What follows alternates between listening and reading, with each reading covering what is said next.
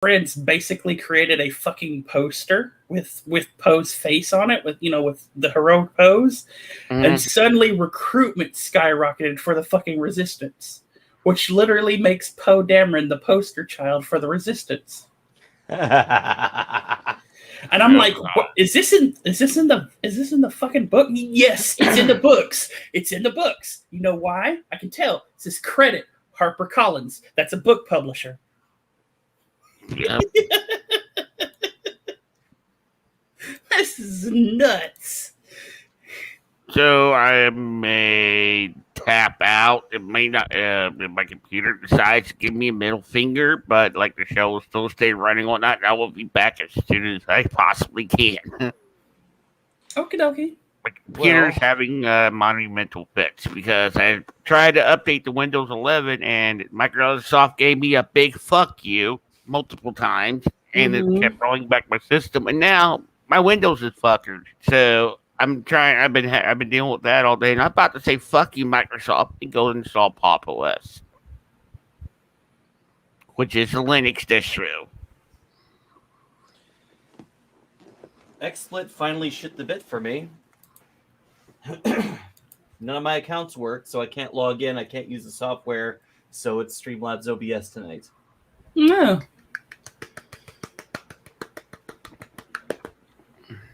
Streamlabs, yeah. I am now building the. Welcome to the dark side.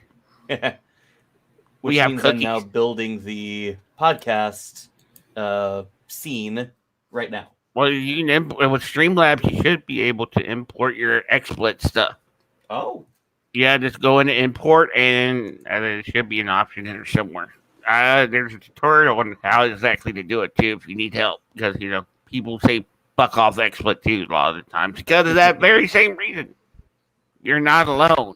And the nice part about Streamlabs is, even if you don't pay, you can still use it to stream to Twitch and, one other platform. You can't stream to YouTube and Twitch, but you can stream to, Facebook and Twitch, or Facebook and somewhere else.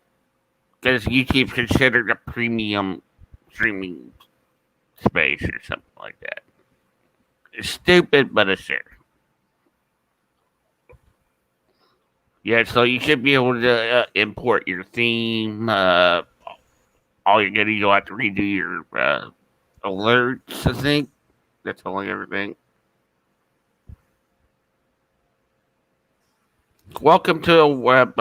What the fuck? Smart adapter, stop. See, now that my battery died completely, now my damn smart adapter keeps popping up and saying, hey, your battery needs to be replaced. Please check out the manufacturer. Yes, I know. Stop prompting me. It will go away once the battery fully charges. So, interesting tidbit. Steven Spielberg filmed E.T. in chronological order in order to help the child actors to capture the most real emotions during the ending. Since it would be the last time they'd all be together. That's actually pretty cool.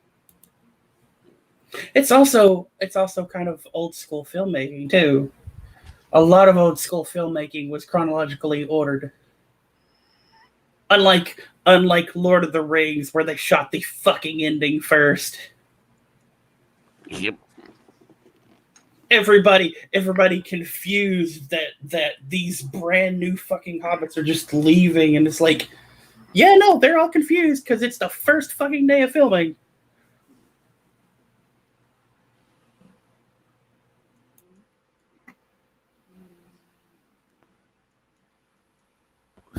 Well, it worked for E.T. It didn't really work for Goonies. Oh, God, Goonies. Wait, what didn't work for Goonies? Trying to film in chronological order, or at least try to conceal some aspects of the production. So when the kids saw the director wanted to film the scene with the pirate ship last, but also conceal the pirate ship from the actors so that they would have genuine reactions. But they had to reshoot it because there was a lot of profanity from the kids. Well, I mean, Sure, that would have increased the rating for the film, but it would have been, I mean, it was a genuine reaction. It was a genuine reaction. I mean, hell, you could keep their genuine reaction and then just dub over it later with all of the stuff that television does. HP startup service. We're going to disable you.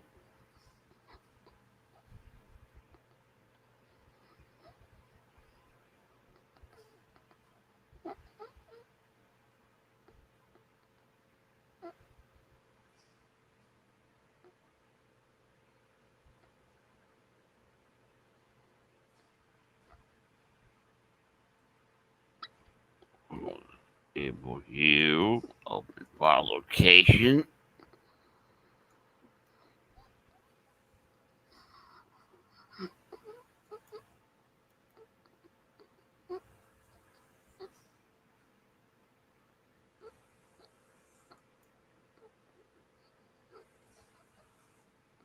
All right, that's all set up. And that's been deleted. And but ooh, look at go. That shouldn't give me no more pop-ups now. Fuck you, HP. I love you, HP. Please don't smite me. Okay. Hello, Brenda. How are you doing? Yeah, so if you go to let's see, what is it?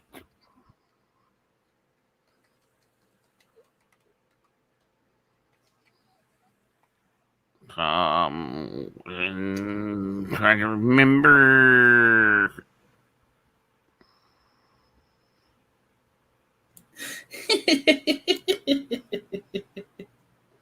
Because with this, you can also set up your bits, the display on your screen, and all that fun stuff. So every time Travis and Greg tortures you, everybody can see it. Here's another one. In the original Ghostbusters, it was Bill Murray's idea that Peter Venkman be covered in much less marshmallow than the other characters. In contrast, Dan Aykroyd loved the shaving cream and kept asking the team to apply more. That sounds like a very on-brand thing for Dan Aykroyd.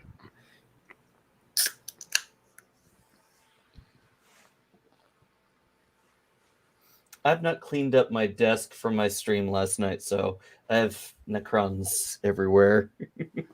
Just, they're still everywhere. A friend Necron would approve.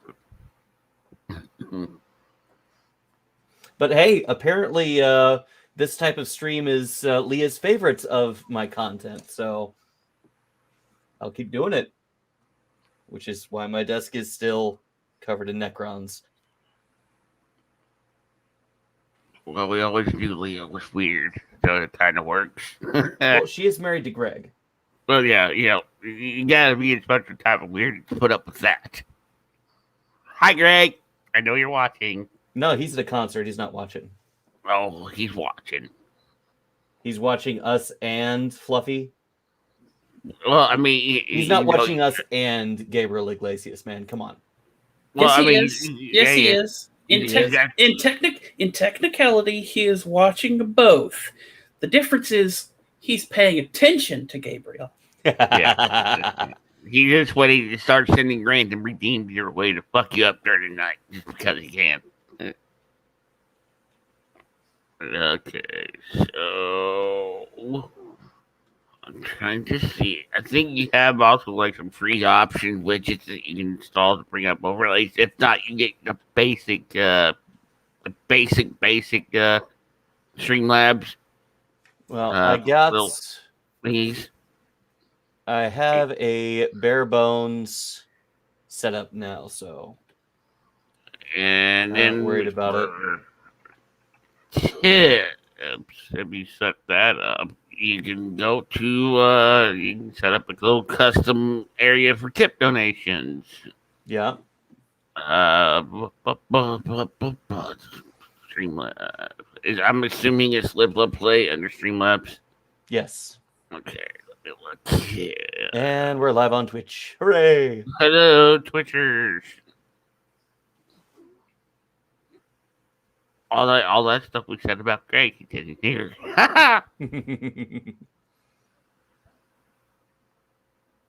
Okay, so now I need to go to.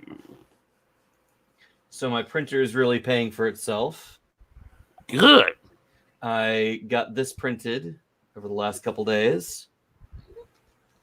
Assembled it on stream.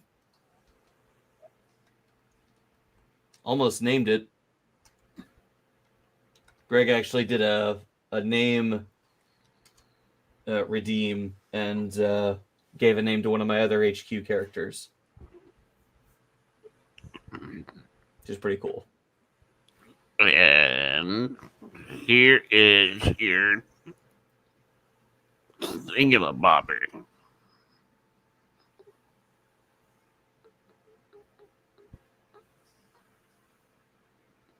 Send him the money. He needs money to buy Necron. Yes, well, Necrons, resin, gas. New car, We are trying to save up for a new car. Yes, pimp him out for that, Escalade. Although, he's always wanted. Justin, this is what's going to get people. It's almost Christmas. I have a 4-year-old. There you go. So I mean, above all else, send him the money. Oh, and I definitely need it, and I will show you why. We will need to try to come up with a Patreon or something. So, send in the money. Because of this thing. Oopsies, hang on. I need to switch my... Oh, boy. Look how big this thing is. Yeah, that's almost the size of one of those collectors. That's almost as big as you are. Yeah, this thing cost over $100. Mm-hmm. Okay. And it was practically an impulse buy. Yep. But this is going to be the centerpiece of the little guy's Christmas this year. Yay!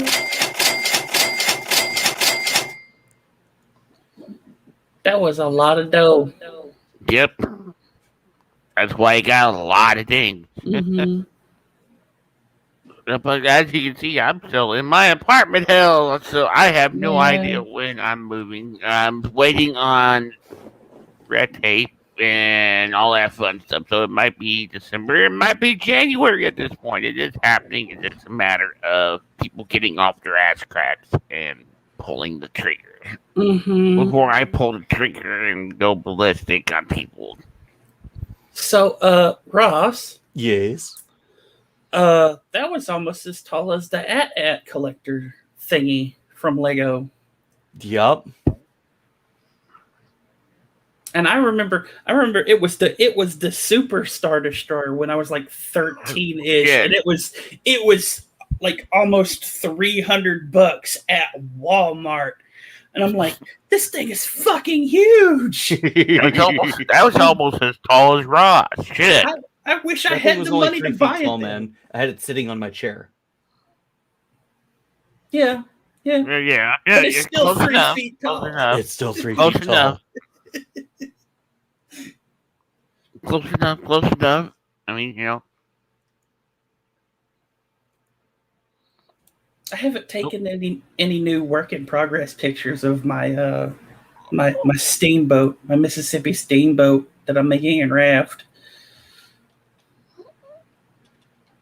But the next biggest thing after I finish building it is I've got to paint it. Oh my God. Everyone's like, are you coming in to Star Trek? I'm like, doing the podcast.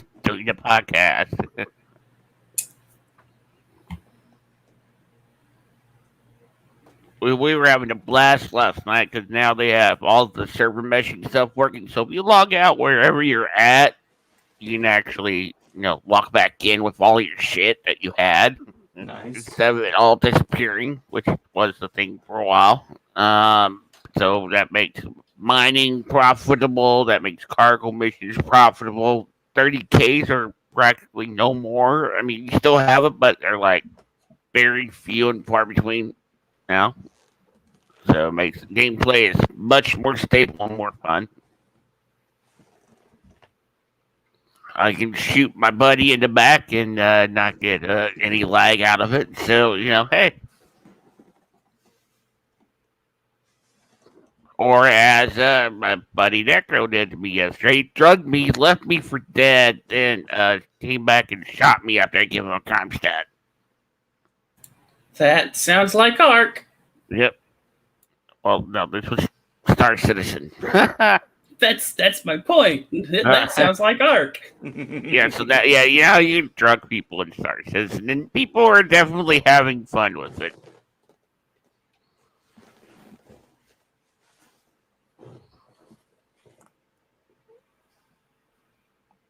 So yeah, it ended last night with a crime stat and me dead. So I'll probably wake up naked and in the hospital whenever I log into the game later, which is very on brand for me apparently, both on and offline.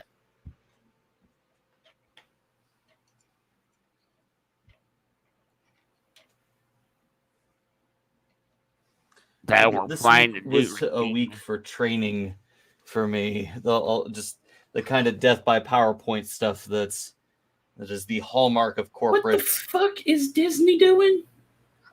I literally just got a Twitch trailer for a Marvel thing on Hulu only called Hit Monkey. Yeah, I've seen that. A leftover from before the merger? No, I don't think so. I think it's them moving a Marvel property just to Hulu. Because it's like an animated series. I mean, they don't really have much on Hulu. I mean, you have Orville, which is okay, but it's not going to drag people over to Hulu. Remember Family Guy's ending. Okay, so let me explain what I saw here. Do you remember Dexter's Lab? Yes. Remember the segment Dial M for Monkey? Okay. Apply that logic, and then put him in an Agent 47 outfit, and have him guns. Okay. And it goes. Definitely sounds like something that's just for Hulu. Yeah, I mean, like, what the fuck is Disney doing? Be right back.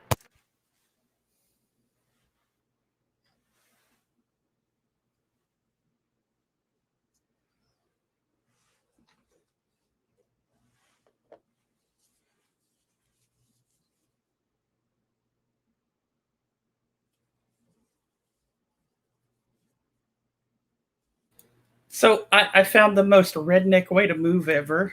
Okay. Yeah, I put it in the private chat. Let's see. Oh.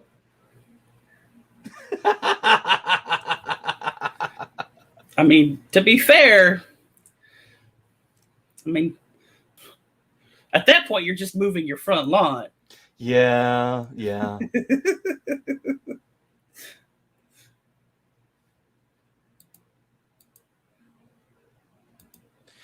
All Girls Want is a Gundam show where the mobile suits are piloted by idols and are powered by singing.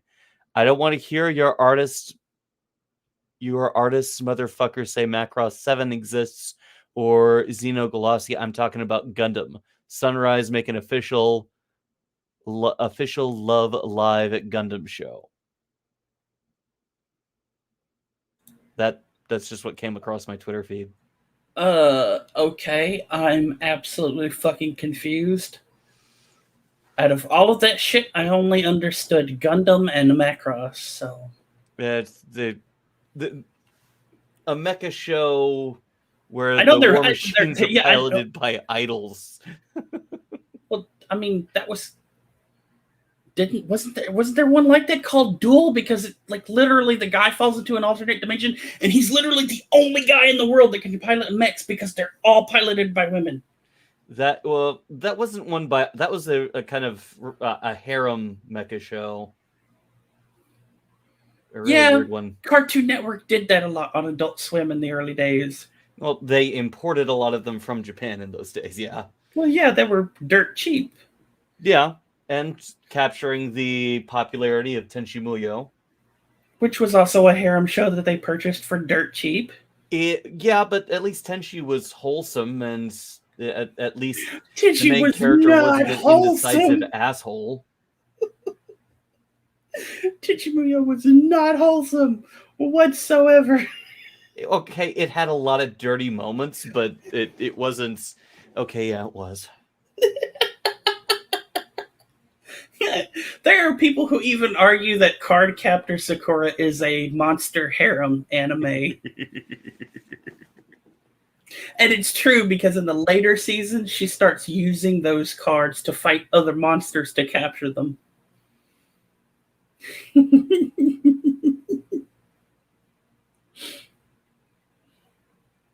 Of course, we never got to see those later seasons because there was some explicit things that happened. Oh yeah. Okay, so I have seen people move like this.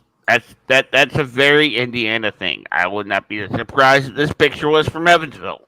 No, I mean like that's just a redneck thing. You don't have to live in the South to be a redneck. Oh Yeah, yeah. true, but they're just found in more abundance in the South. And And Ross, what type of alternate dimension are you in? You thought that was wholesome? It was misremembering things from a more innocent age. Okay, I'll give that to you. But yeah, be worried. Just Okay, a little bit. Let me put it this way: the most quote unquote wholesome thing in that entire show wasn't even the cat bunny. It was the two wooden guardians to protect the princess.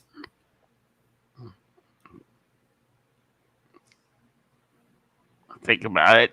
There you go. Now that image is in his head, son. Now it's burned into his retina.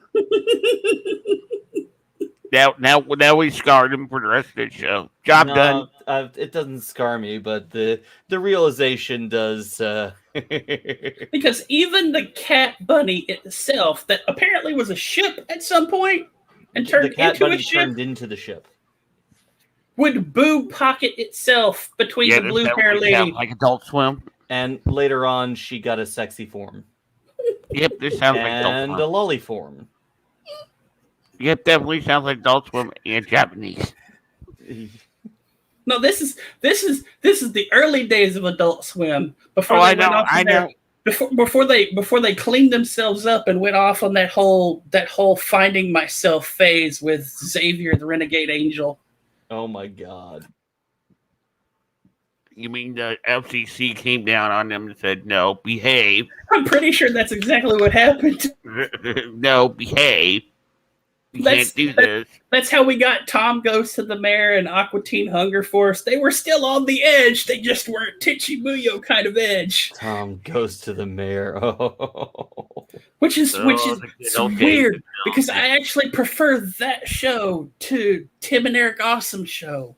Well, Tim and Eric, yeah. Well, I think I know. I understand why you would. The Tim and Eric Awesome show was a really bizarre skit show that was just surreal and weird, and I wouldn't even mind if it was a skit show. I just hate the fact that it was so ADD ridden.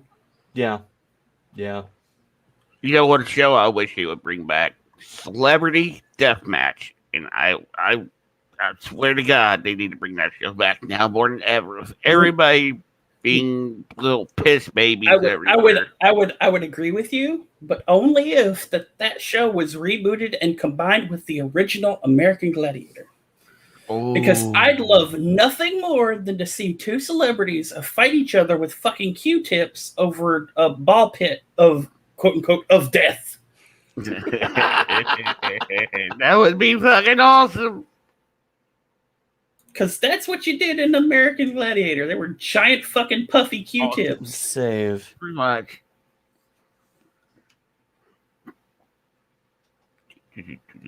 I mean, they can bring back Beavis and fucking Butthead. They can bring back that. They don't have to bring back Beavis and Butthead. The president's already Cornholio. No, they did bring it back, I thought. This is a dumbed down, stupid version. Because, you can't do the music videos or anything else anymore because, everybody is a bunch of babies. People have always been a bunch of babies. So I had there was a situation earlier. Our buddy who runs Shakespeare. He does what he can to please the masses, and he had shared something from Hero Collector about the new Discovery thing. Model coming out. Well, I guess the person that took the image, that took the photos, had not given whoever shared them with Shakespeare permission to use them, and he got on the post. It's like, yeah, thanks for stealing my shit, assholes. I'm like, could you not just reach down and private message somebody? And the guy just could not comprehend that he was in the wrong for acting a fool because he thought he was being wronged. I'm like, so you can't private message people and act like an adult? I blame Twitter for this shit. Yeah, I blame Twitter for this shit. No matter what the hell Jack Dorsey thinks about his little platform that he's not even in control of anymore, he's literally like the queen. He's a fucking poster boy for the thing, which is why he gets ridden so hard and nothing fucking changes at Twitter. Mm-hmm. But no matter what he thinks of his fucking little platform, his platform devolved into whoever had the sassiest fucking comeback. That's what his platform turned into. And this was my bad thing. This was, of course, Facebook, which is almost as bad as Twitter anymore. And you can't do anything without 20 people having an opinion and being like, well, you're fucking wrong. Ha ha ha ha ha ha. That's just people. That's just people being people. People have always been that way. But if somebody has something here and they post it, just message them. People are human. Most artists, most people that run these pages are human. If you talk to them, be like, hey, I took these. Could you please credit me, or could you take them down? They weren't supposed to be shared. Everybody, most people, generally, people are like, yeah, sure, no problem. Yeah, sure. Not a big deal.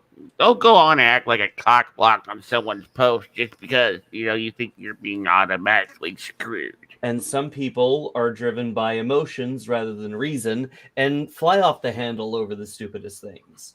The only difference between now and before is that those loud people now have a platform to reach more people instead of just screaming into the wind. And collect money for a project that will barely ever get done if it is. We always loop back around to that, don't we? It's because it's literally the epitome of asshole internet culture. So speaking of things, they keep posting shit from Prelude and all that shit. Blake is owned by you. Blake is owned by the fans.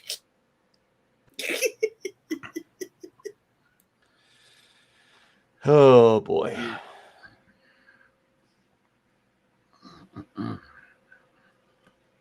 Lord have mercy. So, Doctor Who this week. Whoa. Yeah. Okay, not as fun as the first one, but it's I definitely see they're trying to change things. Mm-hmm.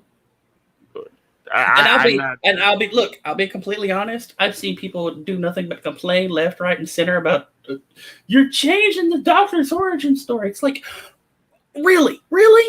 Of the last two seasons of Doctor Who with Chris Chibnall at the fucking helm, the strongest bit of writing in both fucking seasons was this new fucking origin story for the Doctor. And that's what you're complaining about? Not the fact that we literally had an entire Rosa Parks episode where the moral of the story was racism is bad, okay? And then we get to Demons of Punjab, and what is the Doctor? Fucking racist against a group of people who she thinks are here killing humans. Mm-hmm. There's a reason I stopped watching Doctor Who a while ago. I'll be pleasantly happy when the new regime takes over and gets things back the way they should be. I hope. If it's I'm I'm not sure I can trust Davies taking over the show either. I'll trust someone. It can't be much. Well, it can be worse. It can't be worse. But It can get BBC no so longer much has. worse. Always be worse, Justin. Yeah, BBC no longer has creative control over it. So That's what concerns me, especially with Well- some of the recent speeches made by Mr. Davies. So we'll have to see where it goes because, yeah. Well, since we don't have 20 people trying to talk over each of us tonight, how about that Prodigy episode? Holy shit. I mean, have we started the show proper, or I we? mean, Yeah. it's only 3 of us. Do we really need to? Yeah, why not? Alrighty, let me pull it. I have not done an intro this week, so I'm going to pull up the OG intro. Because why not? Everybody likes a little nostalgia. When did we add the funny videos and memes category? That was always there. It was just labeled as Florida Man. Ah, Yeah. So we changed it to that because we thought it would be a little bit better than. Raina has been amazing at helping us update the Trello. Yes. Oh my god. If you look, every top image has a lane in it somewhere. it does. Yes. Oh yeah, and I made a new lane thing for it. It was just fun. I'm sure Hope Travis gets a kick out of it because if I can find it, oopsies, no. I also added a segment down there at the bottom of non-nerd news. What is it? Other stuff from around the web. That's it. Yeah. Yeah, I saw that. I'm definitely keeping that in for the reference alone. It looks so good, though. Do I have a normal intro uploaded? Yes, I do. Okay, do I have a normal countdown? Will you stop that? Well, I don't want to run the Halloween countdown again. No. You know, I could. I mean, I could do this.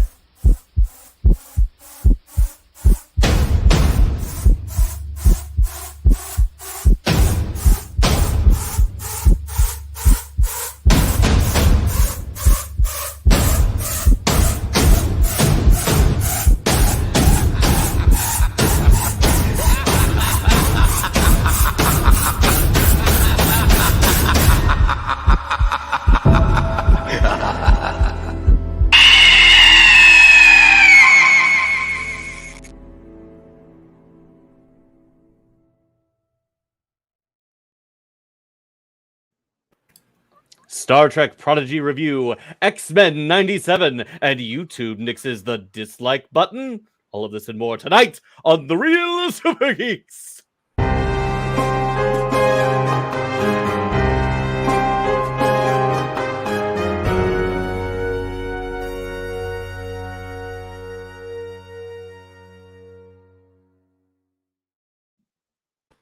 And welcome to tonight's episode of The Real SuperGeeks on this, the 12th of November, 2021. My name is Ross, live, love, play, the eyebrows of doom himself. And I'm joined by a even further reduced set of hosts tonight.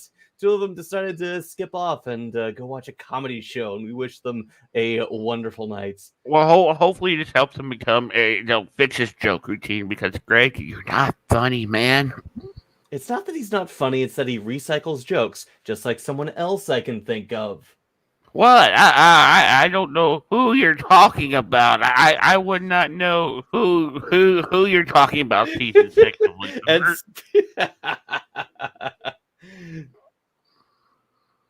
Speaking of, Justin, how are you doing this week? Doing pretty good.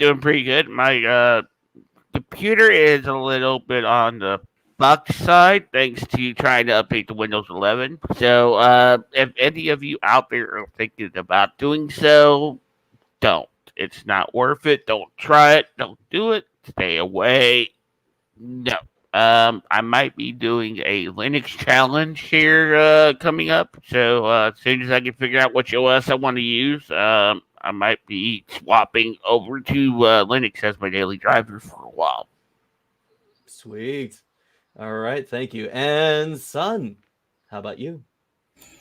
Travis not being here is a real bummer, but Justin, God, your jokes always fall so flat. Just like being at a Travis Scott concert, apparently. Oh. Well, I mean, you know, at least just like Alec Baldwin, I killed the mood. Son with the topical stuff. Here we go. Apply directly to the skin. Apply daily. So let's see. Where's my Baldwin counter? As for me, it's been a fairly mundane week. The Christmas shopping has begun. I got into 2 near misses with people who don't know how to drive, and been finding a lot of success with the hobby stream. So happy about that. Might as well show off this again, the completed Necron Lord that I printed out just the other day for the stream. Turned out really nice. It'll be a nice addition. And with if you stick around and watch the channel, you might even get a chance to name him or any of my other characters. Definitely calling that one the pint-sized slasher. Well, I gotta. Well, there's a lot of slashy units in this army, so. And besides, the conditional, the names have to be Grand and Necron E.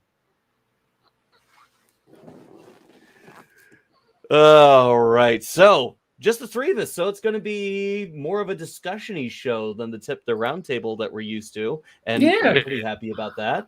It means we're going to go quick and not have a 3.5-hour show. Depends on if we start yelling and arguing with each other. Yeah, it happened last without Greg here, so you know we have to be I won't have to mute Greg or Carlos or Sean. I be honest, kind of miss Carlos and Sean. Cause I get him so flustered whenever I try to get it say no, Carlos. He said this wasn't going to happen, and it happened. Originally, I was worried that Sean wasn't here because he's the only one who could apparently speak me, but considering I've been here a lot longer now, everybody kind of understands where I'm coming from. So, we get your weird, wacky sense and crazy ways. So, you know, it's okay. Yeah, it's just an aquatic sense your of logic humor. in between the large gaps in between. Look, I explain things. The way I explain things, I literally have to verbally beat around the bush before I can come to my own fucking point. Look, if we have survived around each other this long without saying "fuck this shit," I'm out. I think we're doing a pretty damn good job. And speaking of surviving around each other, let's get into our Prodigy review tonight. Episode 4, Dreamcatcher. And Justin, what a okay reference.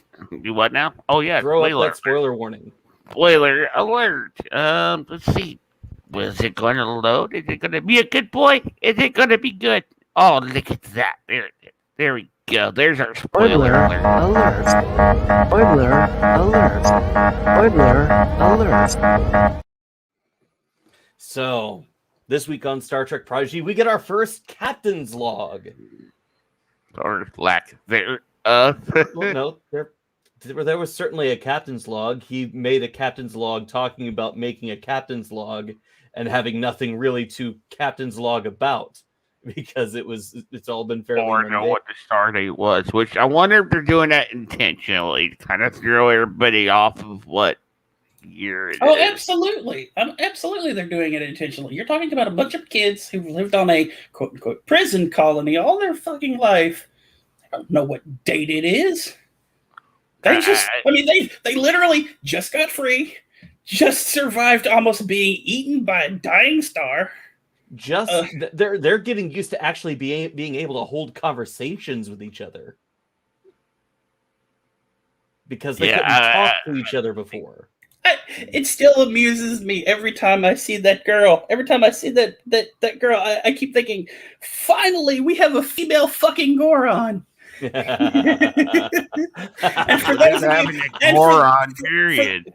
For those of you who don't know, the Goron are the rock race from The Legend of Zelda, and they almost always seem to be exclusively dudes.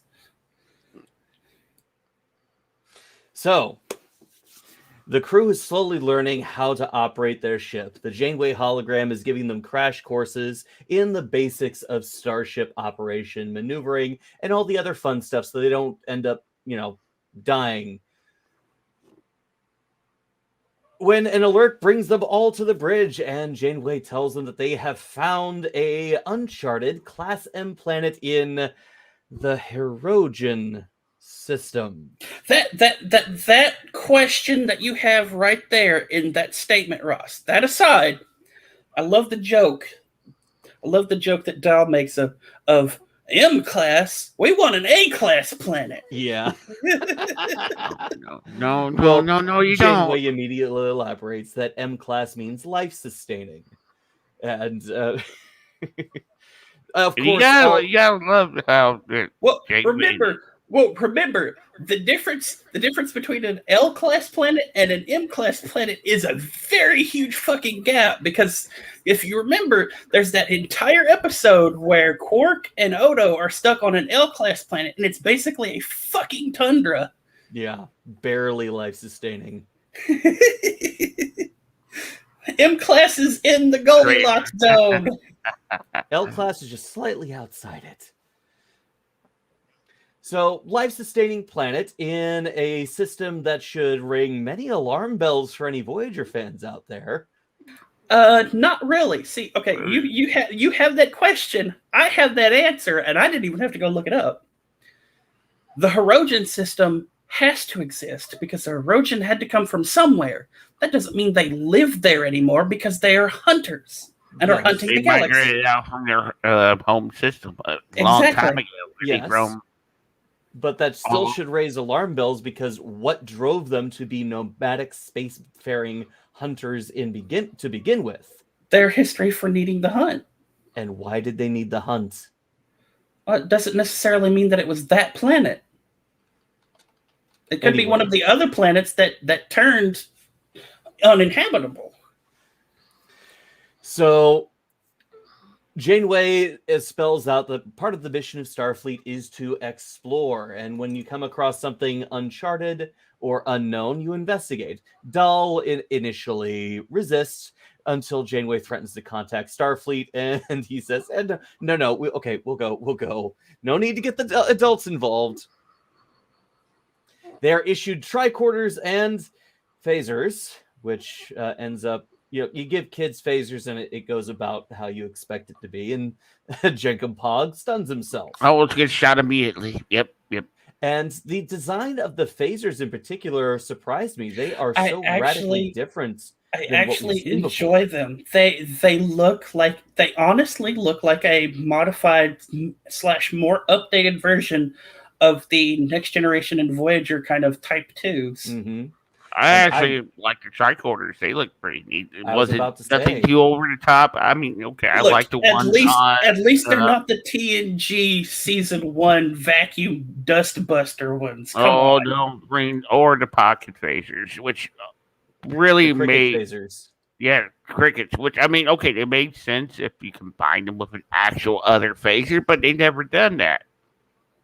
They never did that in TNG. See, interesting. They did with the OS. I agree. I agree that a more concealable type of phaser should be a thing, and having a phaser that looks like a fucking car door opener is a thing that should exist. I'll be honest, especially when you're on covert fucking missions. But I do enjoy the tricorders, not too over the top like Discovery. I'm not sure I'm all a big fan of the batch tricorder thing that they use now. But I'm glad it still actually resembles a tricorder. But we're talking about Prodigy, and after getting their personal equipment, they are introduced to the Runaway, a significantly more badass looking and functional all-terrain vehicle, equipped Which also, with hollow steering and hold on to your butt's handles. thanks to last episode, we know that the shuttle bay / walkway on the ship is a gigantic 3D printer. Yes. So I have a question about the Runaway. Okay. Why is it designated 07? Was someone just waving to me? Give him a second. Wait, you broke Ross. 7. You broke him. Type it eight. in the chat, Ross. O and then 7. The salute, yes. Yes. That was my question. Is like, why is it labeled 07? It's not the 7th Runaway, is it? It might be. It might be the 7th auxiliary craft of the ship because we don't know how many more other things it can print. But I felt more like I was being waved to than that this was the 7th anything, because we didn't see any other shuttles in the shuttle bay, and the ship was printing a shuttle that was still in the shuttle bay, like half broken, and the Runaway is just there. Well, we get to that shuttle later on. Who knows? Maybe the previous crew, whoever they were, printed several others of them before they went off to wherever they went. Yeah, maybe it's printed. They have a vehicle printer. Now, Justin said this last time. They have a vehicle printer. Now we know why Voyager was losing shuttles all the fucking time. And that's it would make sense that each print is a new number. That's probably why they were consuming so much energy, constantly replacing their shuttlecraft. They couldn't make coffee because they were printing shuttlecraft. Anyway, Janeway's final words to the crew as they disembark is to look after each other, which they ignore and just take off on their own in their own directions. Jenkum Pog finds an abandoned shack with fresh stew brewing inside. Zero finds the ship's own central power core in the middle of a hedge maze. Rocktack finds a bunch of cute little fuzzy creatures that loves to jump and cuddle and play, and she's having the time of her life.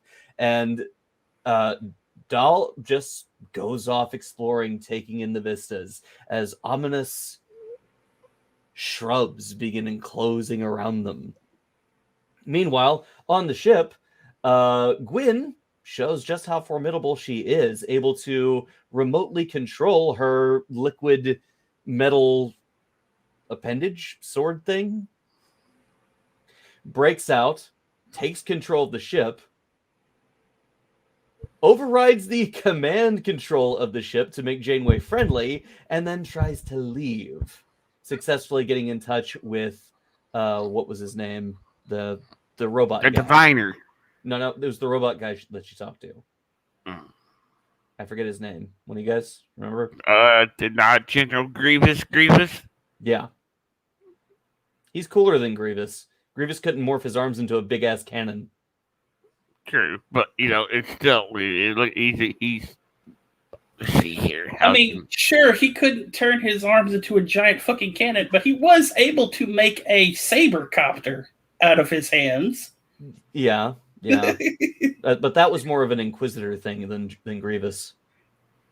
Really? 4 lightsabers spinning like a saw blade in a James Bond film? Yes, but he didn't use those to fly. Well, of course not.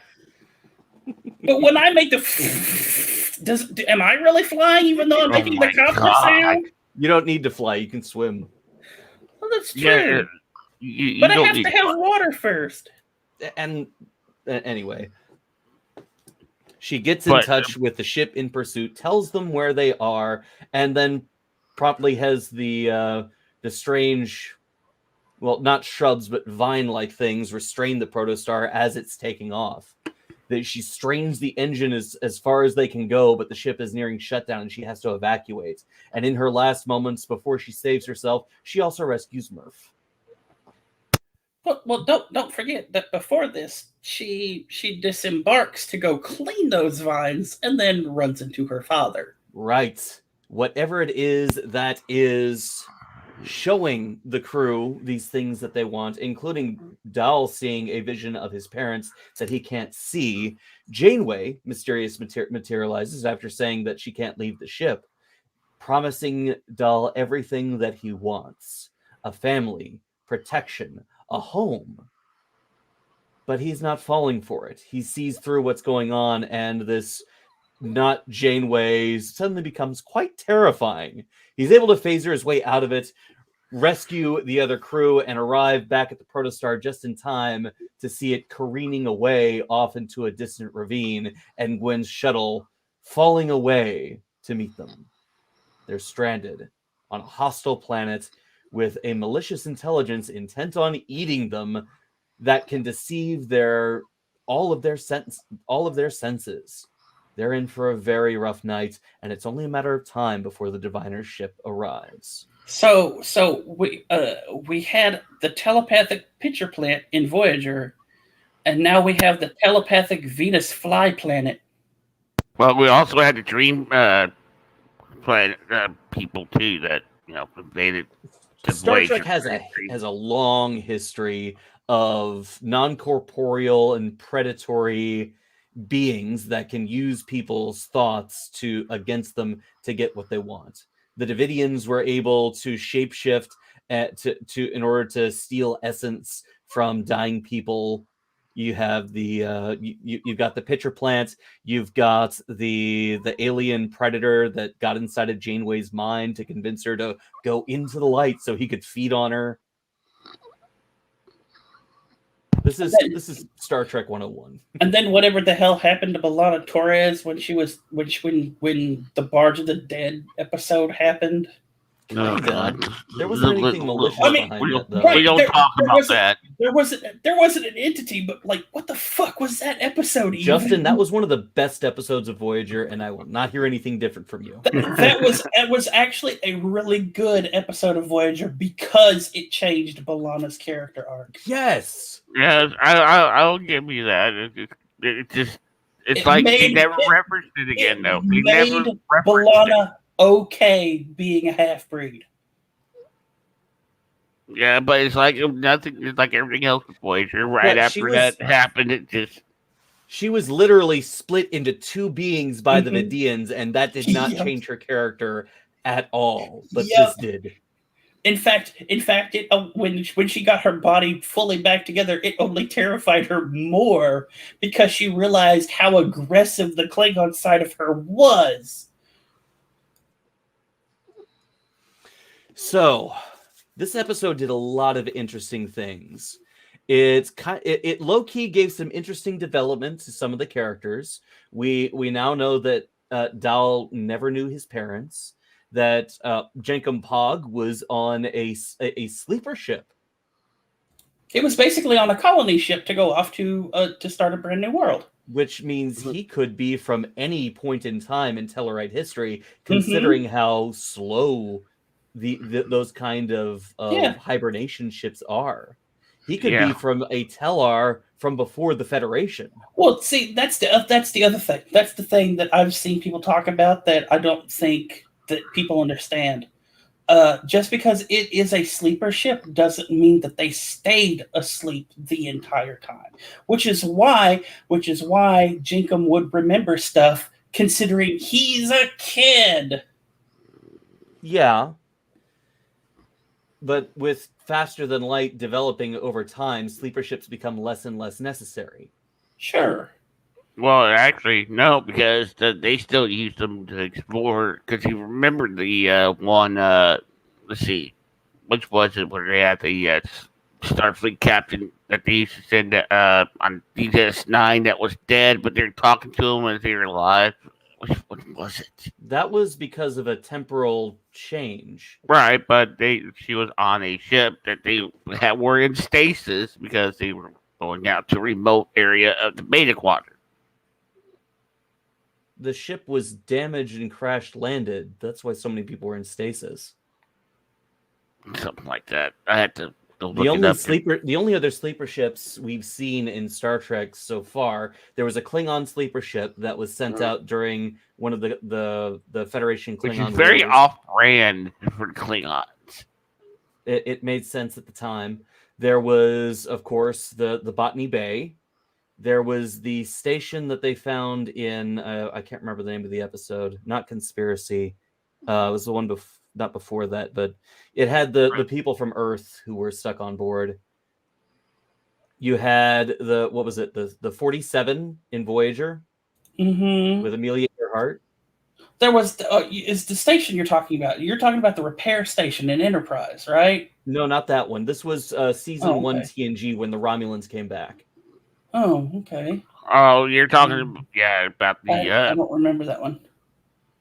Yeah, season 1 TNT. Yeah, but you had you basically had the Matrix episode from Enterprise with the repair station that had all the different races stuck in it. Yeah, but that wasn't stasis. That was the station cannibalizing or using their brains to power itself. Yeah, but it had to keep them in a stasis to do that. Yes, otherwise but they eventually died. Around.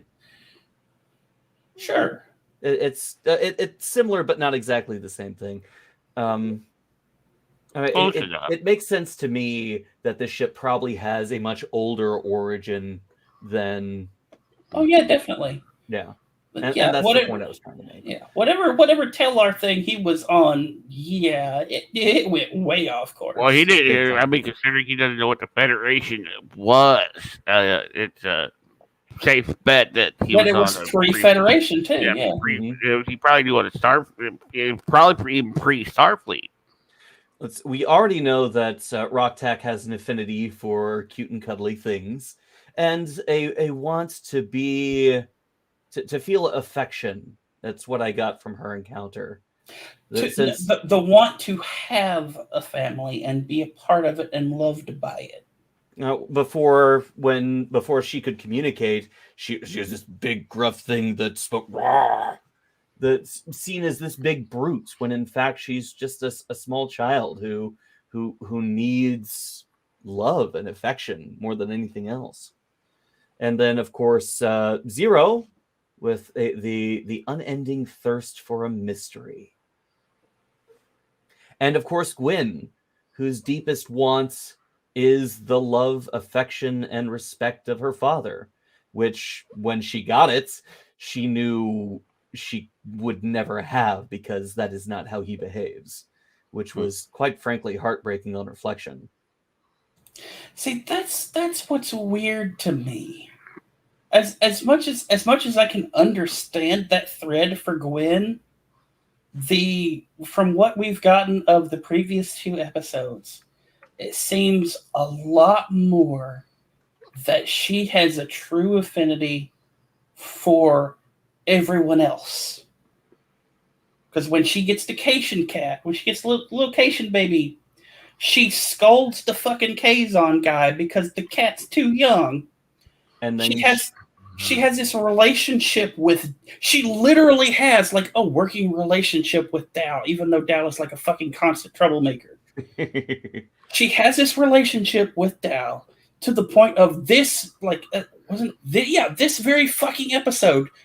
She goes, "What happened to if things were different?" Well, things are different, aren't they? No, let's keep her locked up.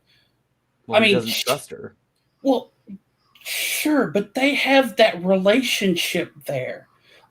Of all the shit that the planet could have done, I would more expect the planet to be Dao to her. More than her father, because she doesn't understand what her father wants. It wasn't until she had control of the ship that she understood what her father even wanted. Yet she's had this constant relationship with Dal. With her dad, it's just been following fucking orders. Well, and a familial loyalty, which is really all she knows. Right. She has this relationship with Dal, yes, but like you said, it's different. He's in the position of authority. I think if he showed up, she would have been even more suspicious, because and it's not like she would have gone with him anyway. He represents a hindrance to get her back to her father, to get back to her family, to get back to where she thinks she belongs. I mean, that would have. I mean, that would have happened anyway. I mean, you could have Dal do that though. Like, you can still have Dal do that by like, hey, come and look at this view. This is amazing. Spot on, Raina. Yes, indeed.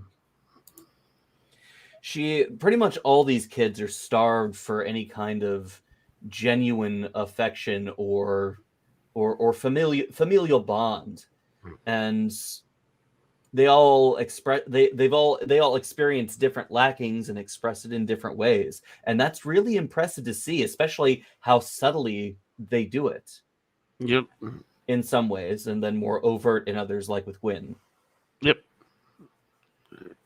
So, I have a prediction Let's hold the predictions for just a moment. I also think it's interesting that the two characters who see through the illusions are Dal and Gwyn. Yeah, I mean, that's pretty cool, because they know they've been through so much. I mean, that's totally predictable. They will see through whatever illusions might come up. So I think they might get got later on. Well, that, and I think their desires are the most complex out of the characters. Dal desperately wants his parents, but doesn't remember what they look like. So yeah. the alien manifested the next parental figure being Janeway. This is a page right out of the telepathic picture playbook, because remember, Seven didn't have the same illusions that everyone else was. Why? She was kind of afraid to go back to Earth. Oh good God, what's the little girl's name? Naomi. No. Naomi. Naomi. Yeah, Naomi didn't want to go back to Earth. She's only heard stories. Voyager is her family. Why would she want that to break up? Like, they were literally the only two. And then once they wanted something, then the telepathic picture plant could entrap them. So I do think we're going to get a part 2 where that starts to slowly happen. And hopefully holographic Janeway is on the tricorders as well. Like in a mini little form, like little holographic data things. I would hope so. And well, I'm thinking this is where we will see Chakotay come in, because Janeway will probably send a distress call out considering what has happened, and call for reinforcements. So we may see Chakotay, we may see someone else completely different, but I'm thinking this is where Chakotay might come in. If not, the next episode, because I have a feeling this is going to be more of a crew getting to know each other type of thing. Oh, this is definitely a crucible that will forge trial by fire. Yeah, I'm thinking to quote another episode, it's not really a trial by and Jalad at Tanagra. It's not really a trial by fire. It's more like a trial by weeds. True. Well, start breaking out the weed whackers, folks. Oh yeah, keep those phasers handy. They're definitely going to have to be on their toes, because now that their needs are changing, it's possible that this being can turn them against each other. That's true. They're already going to be doubting everything that they see and hear, and keeping together is going to be very challenging. The other question is, now that the planet has tasted stun, will it need kill next time? I don't know.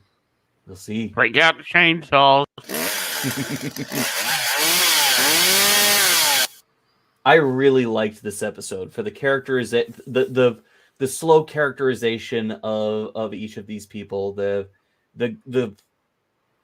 reveals of who they are through their actions. It's great to see. I'm really happy with what they're doing so far. How about you guys? Yeah, it's actually, it's going a direction I was not expecting for the show, but it is quite enjoyable to watch. I like it. It's more Trek than Lower Decks. I know some people is going to be like, "What are you saying?" I was like, "No. The Lower Decks is fine for what it is. I have no issues with Lower Decks. I don't hate Lower Decks. I don't dislike Lower Decks. It's fine. It is its own thing, just like this is its own thing. It's what's nice about all these shows. Every show has its own flavor for its audience. Lower Decks has an audience. Prodigy has an audience. Discovery has an audience. Picard will have an audience. It's perfect like this. Everybody has something. I think if you try, you can come up with a better way of saying it's more Trek than Lower Decks. Well, I mean, okay, where Lower Decks there's a sense of realism in what's going on instead of over-the-top comedy constantly. Yeah, which Lower Decks seems to, want the tribal, which that's fine. I'm not knocking that at all. That's just what Lower Decks is. It's pretty much Rick and Morty in space combined with. I will fully admit, if there was a Pac-Led arc in normal Star Trek where shit like what happens in Lower Decks happened in Star Trek, and they took it a whole bunch more serious than just the over-top shit that constantly keeps going on in Lower Decks, that would be an amazing fucking season of Star Trek. It's just it's literally it's the Mad TV / Saturday Night Live effect that I have a problem with Lower Decks. Which, I mean, it's fine for what it is, but it's fine in very small doses. I can't take a whole season of that shit. Which, I mean, that's fine, too, because we all have our own tastes. It's just like, I'm not saying Lower Decks isn't Trek. It is Trek in its own way. But Prodigy kind of brings back that spirit that has been missing, if that makes sense. Okay, I think I can condense it even further. There is a wonderment in Prodigy that has been missing from all of New Trek. Even in Discovery, there's constantly conflict and shit going on, that there are these tiny, almost insignificantly brief moments of wonderment, like the fucking star whale. And then it gets interrupted because Captain Asshole from the Mirror Universe is like, we have to save it? Fine. And it breaks the whole fucking thing for me. All right. I'm looking forward to the next episode. Clearly, I know you guys are too.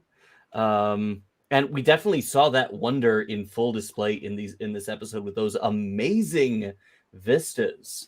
Nothing says alien planet like a bunch of rock arches, huh? So those weren't rock arches? those were the plant. Oh, those were all the plants. That was if you look, they're made to look like rock. Those are all plants. The one that had the waterfall out of it, that's literally like the water leaking out of a root. Oh, you just now got that, didn't you? Nothing on that planet was as it seemed. Exactly. Nope. I had to rewatch it just a couple times. This thing isn't even an M-class planet. Because I was looking for a screenshot to put up for a title card, and I had to rewatch it a few times. You kind of see it if you. You know what my first thought on this episode was? Shore leave, but evil. See, when the weird thing is, I knew it was going to happen, and I still enjoyed the entire fucking episode because they land on the planet. There's all the fucking arches. I'm like, those arches all look like plants. Well, I mean, Is this a automatically. planet full of fucking plants, and the plants are gonna Jumanji after them? Yeah, that's exactly what fucking happens. You automatically knew there's going to be shenanigans. I mean, it's an away mission, and kids have no fucking idea what they're doing. Hell yeah, shine me up. But see, that's the thing. That's the thing. I didn't expect Prodigy to go so fucking hard so quickly. No. Look, I would 100% expect this to be the one away mission where nothing fucking goes wrong except the kids bumbling their way through trying to do basic shit, which I would understand.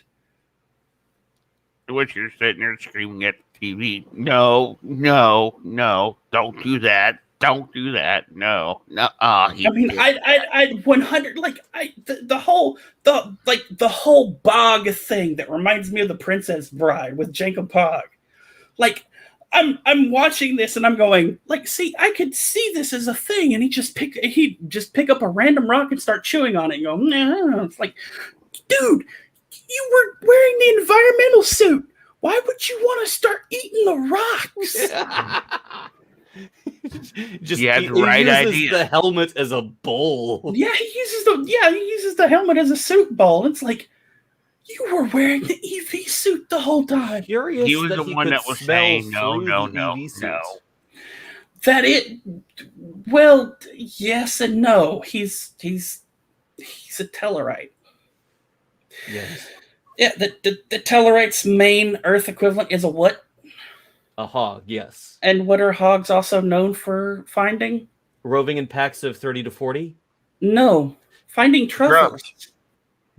Digging and rooting for truffles. Yes. That means they have to have an insanely keen sense of smell to find buried fungus. Through a hermetically sealed hazard suit? I wouldn't put it past the environmental suit to have its own kind of sensors. But then again, like, let's be perfectly honest, it was a fucking telepathic planet too. Yes. So, like, it probably created the smell and led him there. Oh, certainly. So. Alrighty. That'll about wrap it up for Prodigy. Any final thoughts? Let's see. We will see. Probably see Chakotay next week. Put that down as my theory. Other than that, can't wait. It's been a hell of a ride. Can't believe we've got so many episodes coming up. The weird thing is, I hate having to say this because this is going to be a huge letdown if it's true, but at the same time, it feels like what may happen. We have the diviner who's obsessed with something that Starfleet did, apparently, right? And then we have this robot that 100% just loyally serves the diviner. And in my head, I'm the gears are slowly turning because, you know, Greg is talking about Chakotay has been listed in like every episode as being present, and the only thing that's churning in my head is, what if Chakotay is what's powering the fucking robot? Or what if Chakotay's the diviner? I don't think not the diviner. I don't think Chakotay is the diviner. Oh, I just remembered something. Gwyn murdered an exocomp. Something like that. Okay. But she did it to feed Murph. Which is also Murph didn't eat it, though. We didn't see him eat it. Doesn't mean he didn't eat it. Still. We don't know if that exocomp was alive. The exocomps are alive. It was proven. Well, I mean, I don't know if it was an exocomp or not. It looked more like a mouse droid. It from looked Star like an Wars. exocomp to me. I don't know. It looked like a mouse droid because it was just skittering along the ground like a mouse droid from Star Wars. It's rolling. Yeah, and Anyway. the exocomps hovered and had feet. Ooh, The Raina, original that's a versions good did. one. That's actually not a bad idea. Raina just posted this. Share the chat. We can't see it. I'm going. It takes a minute. Interesting. Make an army of those little spider bots of his. Well, no, make an army of the Chakotay bot. What I'm now calling the Chakotay bot. Yeah. There was a hint of irritation in him when the diviner ordered him, "Do not damage my prize." I'm well aware. I think there's more to their relationship that we'll find out later on. But that'll wrap up our talk about this Discovery Prodigy for this week. Next week, Discovery's a couple of weeks away. I was about to say, it's next week, isn't it? The 17th. Well, for us, it might be a little sooner because. I didn't sign up for the thing, so I don't. The 17th is next Wednesday. Let's see. That's the premiere, isn't it? Yeah, Yep. I guess so. Next week, we are going to have 2 Star Trek shows to talk about. Have we decided on whether or not we're going to review Doctor Who officially in the show? Probably not officially, but we've got enough time. If the two of you want to go nuts about Doctor Who, you're more than welcome to. But first, we had some big announcements this week from Disney Plus Day. We have, I think it's 1, 2, 3, 4, 5, 6, 7, 8, 9, 10, 11, 12 shows coming up, including some that we've already heard about, but others that we have not. The first and biggest, X-Men 97. Disney Plus is creating new episodes of the X-Men animated series from 1997 that is including the core of the original cast. That's Cyclops, Fiend, Storm.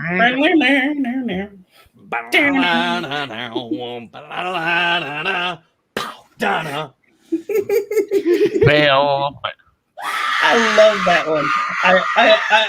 Of all the things that I watched growing up as a kid, there are 2 title themes that stand out to me as the fucking best.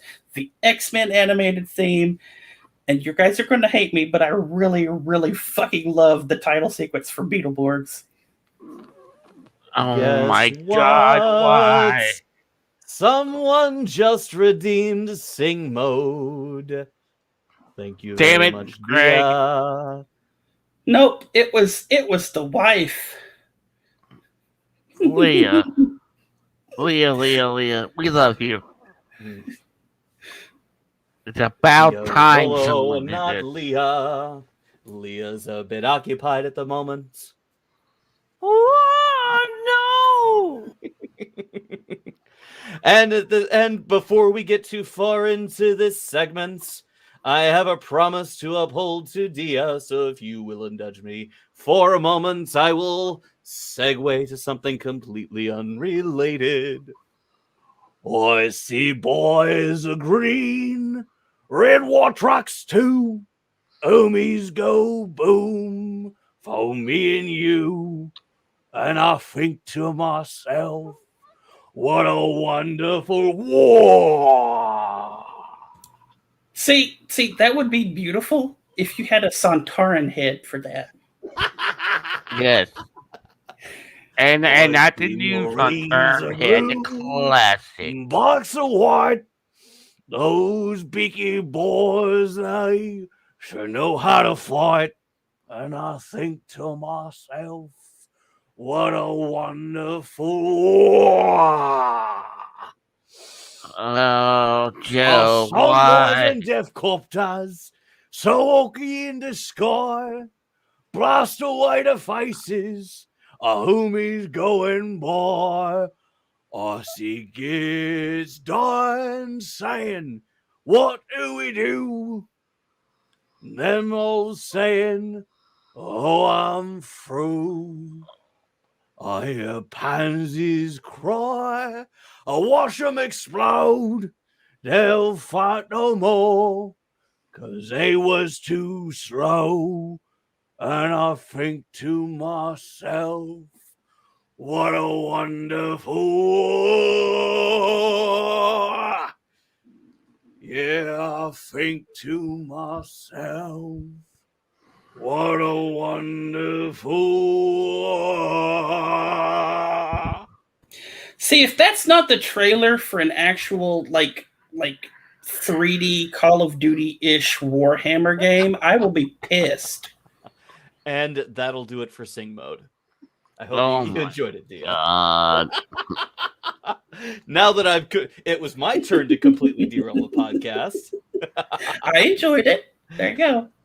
So, X-Men 97, we also got our first look at Moon Knight. Okay. And I the wasn't too synopsis, thrilled. Moon Knight is a noob, globe-trotting action-adventure series featuring the complex vigilante who suffers from dissociative identity disorder. The multiple identities who live inside him find themselves thrust into a deadly war of the gods against the backdrop of the modern and ancient Egypt. Moon Knight is directed by Mohamed Diab and is coming to Disney in 2022. We also got our first look at She-Hulk, which I have been very, very excited for. I mean, I saw my first look at She-Hulk as well, but I cannot recount the experience because, terms of service violations. She-Hulk follows Jennifer, a lawyer who specializes in the superhuman-oriented legal cases. She-Hulk will welcome a host of Marvel characters into the series, including the Hulk, played by Mark Ruffalo, and the Abomination, played by Tim Roth. The new comedy series is coming to Disney Plus in 2022 and is written by executive producer Jessica Gao and directed by executive producer Kat Carrillo and Anu Valia. So this one's a comedy. A legal comedy. Single female lawyer. God help us all. I'm interested to see where it goes. The logo is interesting with the backdrop of New York. I'm hoping for a Carrie-Anne Moss cameo, considering the whole legal aspect of it. You know they're going to have a Daredevil If camera. Carrie-Anne Moss doesn't show up, I will riot. I will rage. We got our first look at Miss Marvel. Miss Marvel introduces viewers to Camilla, a 16-year-old Pakistani American from Jersey City. Someone needs to, instead of sing mode, do hydrate first, please, next time, Dia.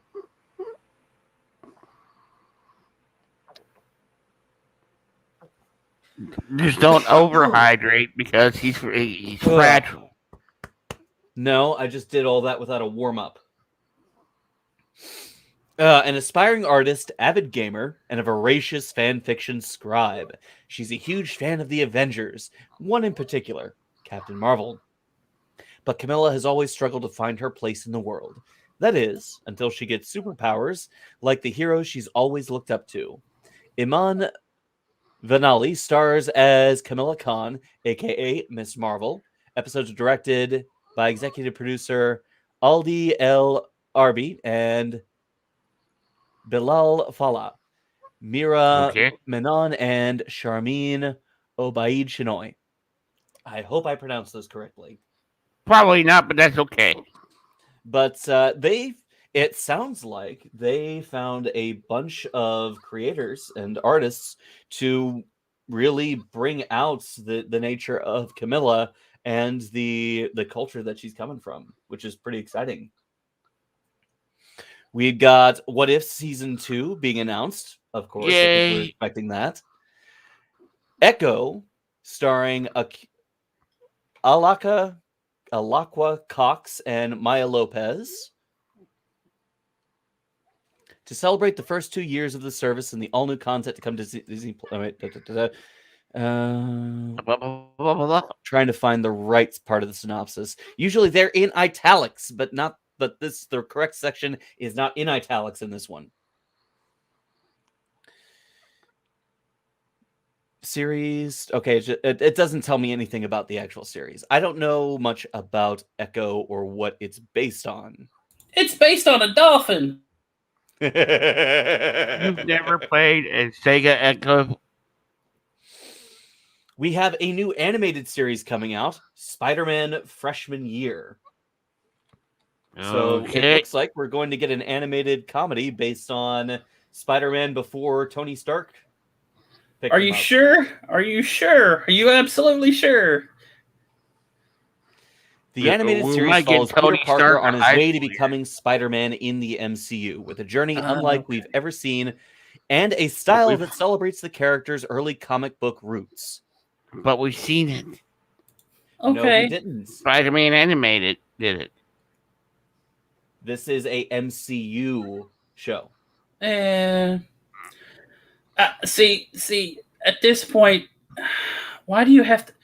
Why is Marvel so invested in going backward with Spider-Man every fucking time? Because that's what they have control over.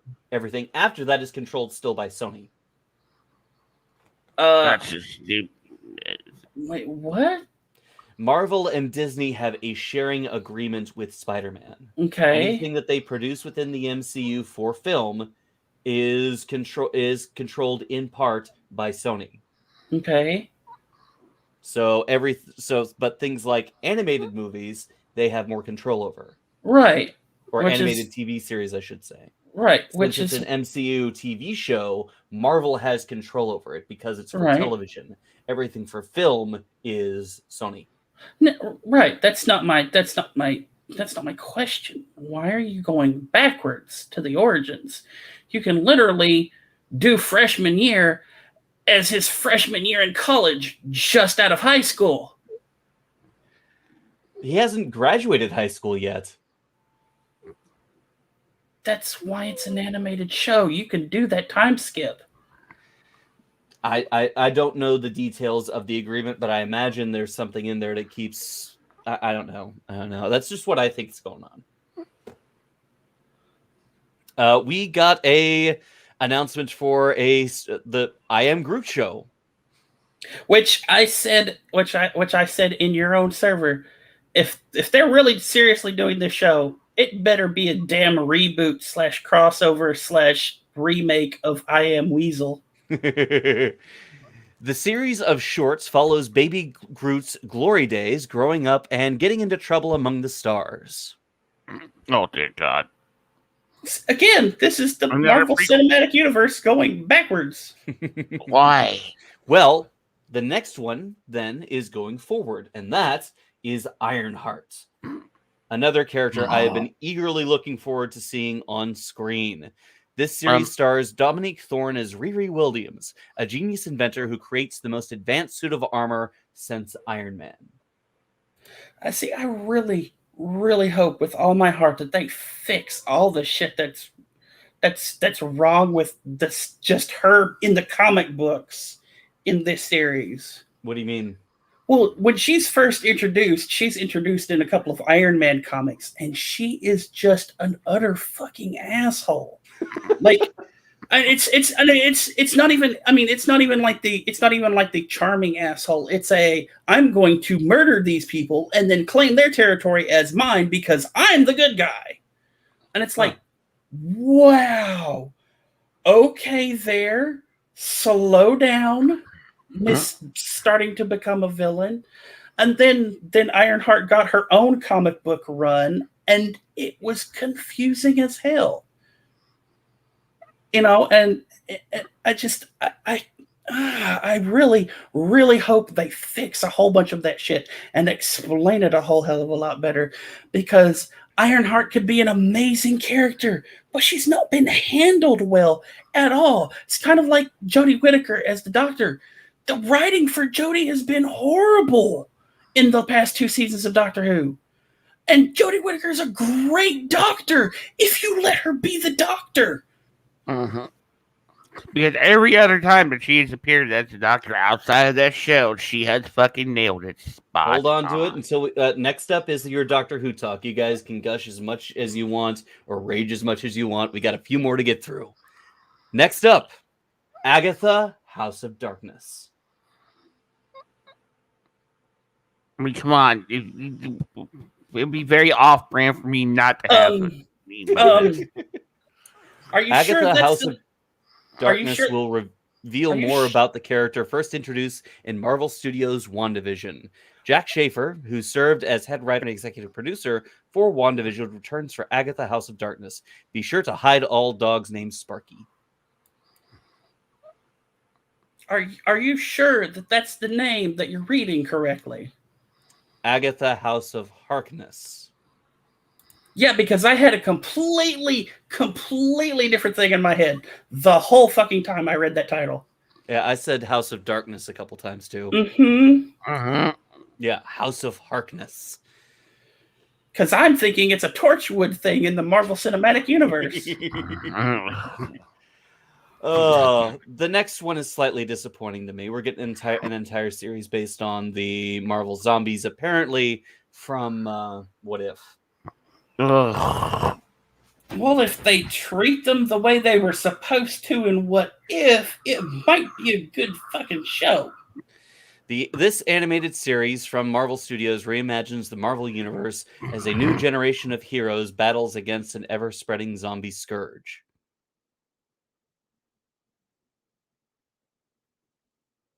So, like I said, they may have the room now to make the zombies what they were. We will see. I hope. We'll see. And last but not least, Secret Invasion. No, we figured that would come sooner or later. I mean, The series it's bound to stars. happen. The series stars Samuel L. Jackson as Nick Fury and Ben Mendelsohn as the Skrull Talos, characters who first met in Marvel Studios' Captain Marvel. The crossover comic event series showcases a faction of shape-shifting Skrulls who have been infiltrating Earth for years. Also, on reboot and continuation announcements, they're doing a Chip and Dale reboot. Yes, they are. And it's not a reboot, it's a continuation, kind of. Like, I guess 30 years later is what they're going with. So, on the subject of all these new shows that have been announced, what do you guys think? Well, we'll see. I don't like the ones that seem to be going back in time. As Son has stated, I was like, I mean, I've never really saw the point in prequels. It's more like we've been there, done that. Yeah, they do a good job of explaining how a person got to where they were at the time in the actual movie. So why do we actually need to go back and watch it? Content. Still, but why not go forth? Why not keep the story going? Or why not tell a different story? I don't know. It is telling a different story. I'll give it a chance. I might like it. It is telling I a might different hate story it. from a different point in time. I mean, I'll give it a chance like I do with all of it. Like, I might like it. I might despise it. I might fall asleep through it like Wonder Woman 84. I'll put it this way. If they don't go the I Am Weasel route with Groot, if they don't go that way, and look, I know it's hilarious. I know it's a great joke, but I'm like legit serious about that. That idea, the premise of I Am Weasel would be great for a just getting into trouble comedy with Groot. Hey, and as a bit of fun, bring back Michael Dorn for it. And my thing is, if they don't do that, they're probably not going to. They're probably going to tell the story of Groot and Rocket Raccoon becoming a thing, which may or may not involve Howard the Duck. Once you go duck, you never run out of luck. Unless your name is Alec Peters. All right. That will wrap up our talk goose. about the announcements from Disney Plus Day. So, you guys have been gushing like crazy over the latest season of Doctor Who. So, you have the floor. I wouldn't say exactly gushing. I would say it's better than the last two piles of shit we've gotten. Nothing against Jodie. She's a great actor. It's been so badly written.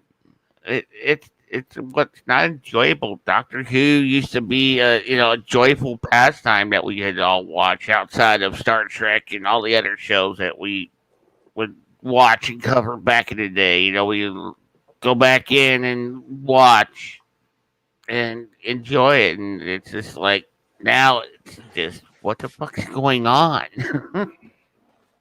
As Well- Ross plays with his ball, It's a redeem. I've got to toss this thing around for a minute. you got to toss your I balls haven't seen around. Doctor We know, Who, we so know. it's not going to distract you. It's not going to distract me. But you guys go ahead. It's okay. You got to toss your ball around. We completely understand. It's a completely manly thing to do and completely understandable, right, son? I mean, you know, I'm a girl who enjoys tossing a couple of balls every now and then. What? What? I'm just being honest. Nothing And wrong with that. speaking I of know being you guys honest, that would enjoy that. and speaking of being honest, I have to disagree with you, Justin. Mm. It's not just been Chibnall. It's not just been the past 2 seasons in Chibnall. The entire run of Chappelle. no, not the comedians. Party. That's it. That's the entire run of Capaldi. Got nothing but complaints, and I look at those complaints as Star Trek complaints. It's too cerebral. It's making me think, and I don't like that. And it's like, these are really deep fucking episodes. These are really important kind of character stories for the Doctor. Like these are episodes that I've actually kind of wanted out of Doctor Who to get into the Doctor's fears and stuff when we only got tastes of that in Matt Smith. But Right. so many people just panned it constantly. And at the same time, this new 6-story arc, this new 6-episode arc from Chibnall, even I have to say, and I can't believe I'm saying this, is just better presented as stuff going on, at least so far, is better presented than a whole bunch of the episodes in the Capaldi era. Oh yeah, totally agree. I mean, it comes off. It's easier to follow, I guess. Absolutely. It's you can kind of understand what's going on. You're not going into the episode going, okay, what the fuck is going on here? Like more than anything, I believe that this arc, the Flux, is actually setting up the basis for basically not only the Doctor's origin, which we learned last season, but the reason behind the origin of the Doctor. I think it is too, and I mean, that's something that's never really been clearly explained or understood. I mean, to think there could be a whole other history that we barely know anything about, and I mean, we have Grace, so obviously something's afoot. So for those who didn't watch the last season, we learned that the Doctor is called the Timeless Child. And the Doctor is called the Timeless Child because they were basically the first Time Lord. Not only were they the first Time Lord, the Doctor doesn't have an end to regeneration. The Doctor As one thought. The Doctor will constantly and continuously regenerate. The thing is, the Doctor is often subjected to memory wipes to quote unquote reset the Doctor every so many regenerations. That's what we found out in the last season, thanks to the Master. This season seems to be setting up that the Doctor is almost as ancient as time itself. In fact, this episode literally created a planet called Time. And apparently this new, what is it, Cavaliera thing, the little sugar skulls from Halloween. Mm-hmm. This guy looks like one of those. Him and Azure both look like those. Yeah. And like he keeps professing that he is the Doctor's oldest enemy. And I'm wondering, is this literally the Master? Is this the origin? Is this the origin for the Doctor and the Master? I'm wondering if it is that, or could it be Darbos? I don't think Davros is Davros, yeah, not Darbos. Yeah, I don't think that the Daleks are a Gallifreyan thing. And and as was established last season, the Doctor isn't Gallifreyan. Period. What we know of the Master apparently is that the Master has always been Gallifreyan, but that may not necessarily be true either. See, I actually, now that you mention it, I was getting Master vibes from this new big bad dude, because he's very. And I'm really hoping it's not, because the best part is he almost acted like Missy at points. Yeah. He wasn't like the overly obsessive girlfriend Master that we had the last 2 seasons. He acted more like Missy as a villain who talks about being like the oldest nemesis of the Doctor. So it makes me wonder if he's actually the Master, like the original Master. He very well could be. We'll have to see. I kind of hope not, because the Master's been done to death. But if they really use this as a way to fix it, then I will be interested to see how this goes. So, that race of samurai dogs that are charged with protecting every human being on planet Earth.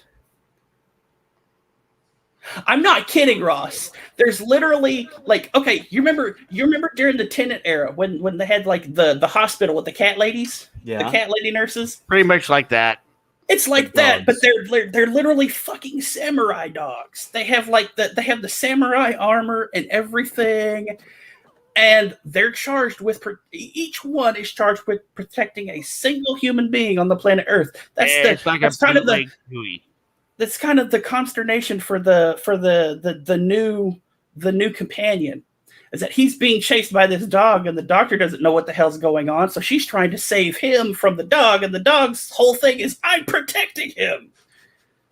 And think of it as a bootleg Chewbacca that you'll get off of Wish.com, and that's what this dog looks like. I'll be honest. Or is it more like Wolf from Spaceballs? No, Wolf looks better. Wolf looks better than this. I'm sorry, I have to disagree. Do you remember how almost realistic the cat lady nuns were? Yeah. From Doctor Who. I mean, it looks realistic, yeah. But still he's literally like that, just dog, not cat. But still looks fake as hell. It's Doctor Who. It's Doctor Who, though. Exactly. Like, that's the biggest... Okay, so, I know I have my criticisms of Star Trek, and I know I have my, love and the holes that I poke in Star Trek. I have never seen the sheer amount of I can't suspend disbelief anymore in all of the people who are criticizing fucking Doctor Who right now.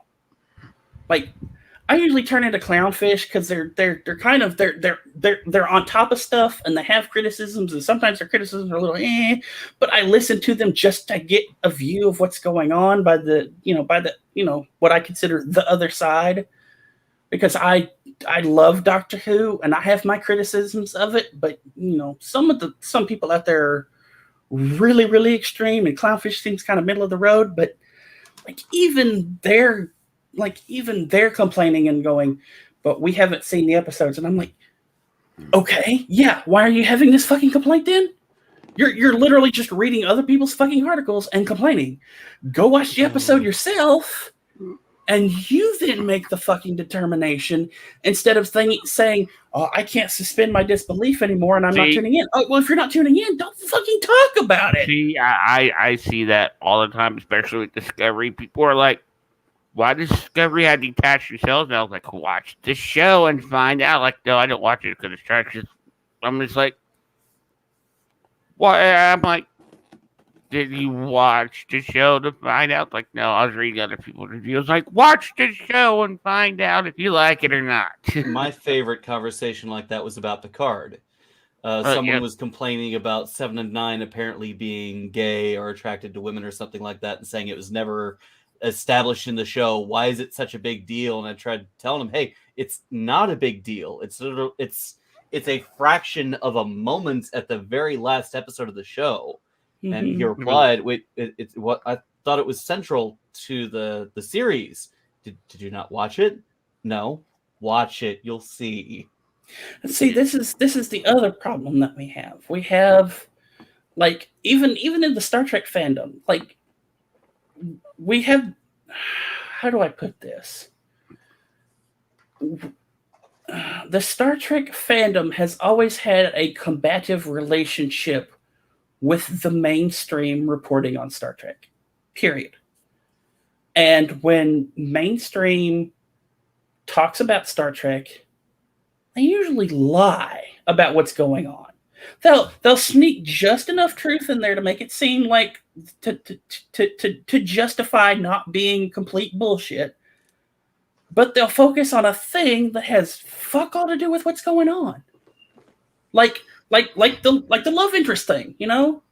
Like the whole for Discovery, the whole non-binary, I've got my former boyfriend She's with the me. host.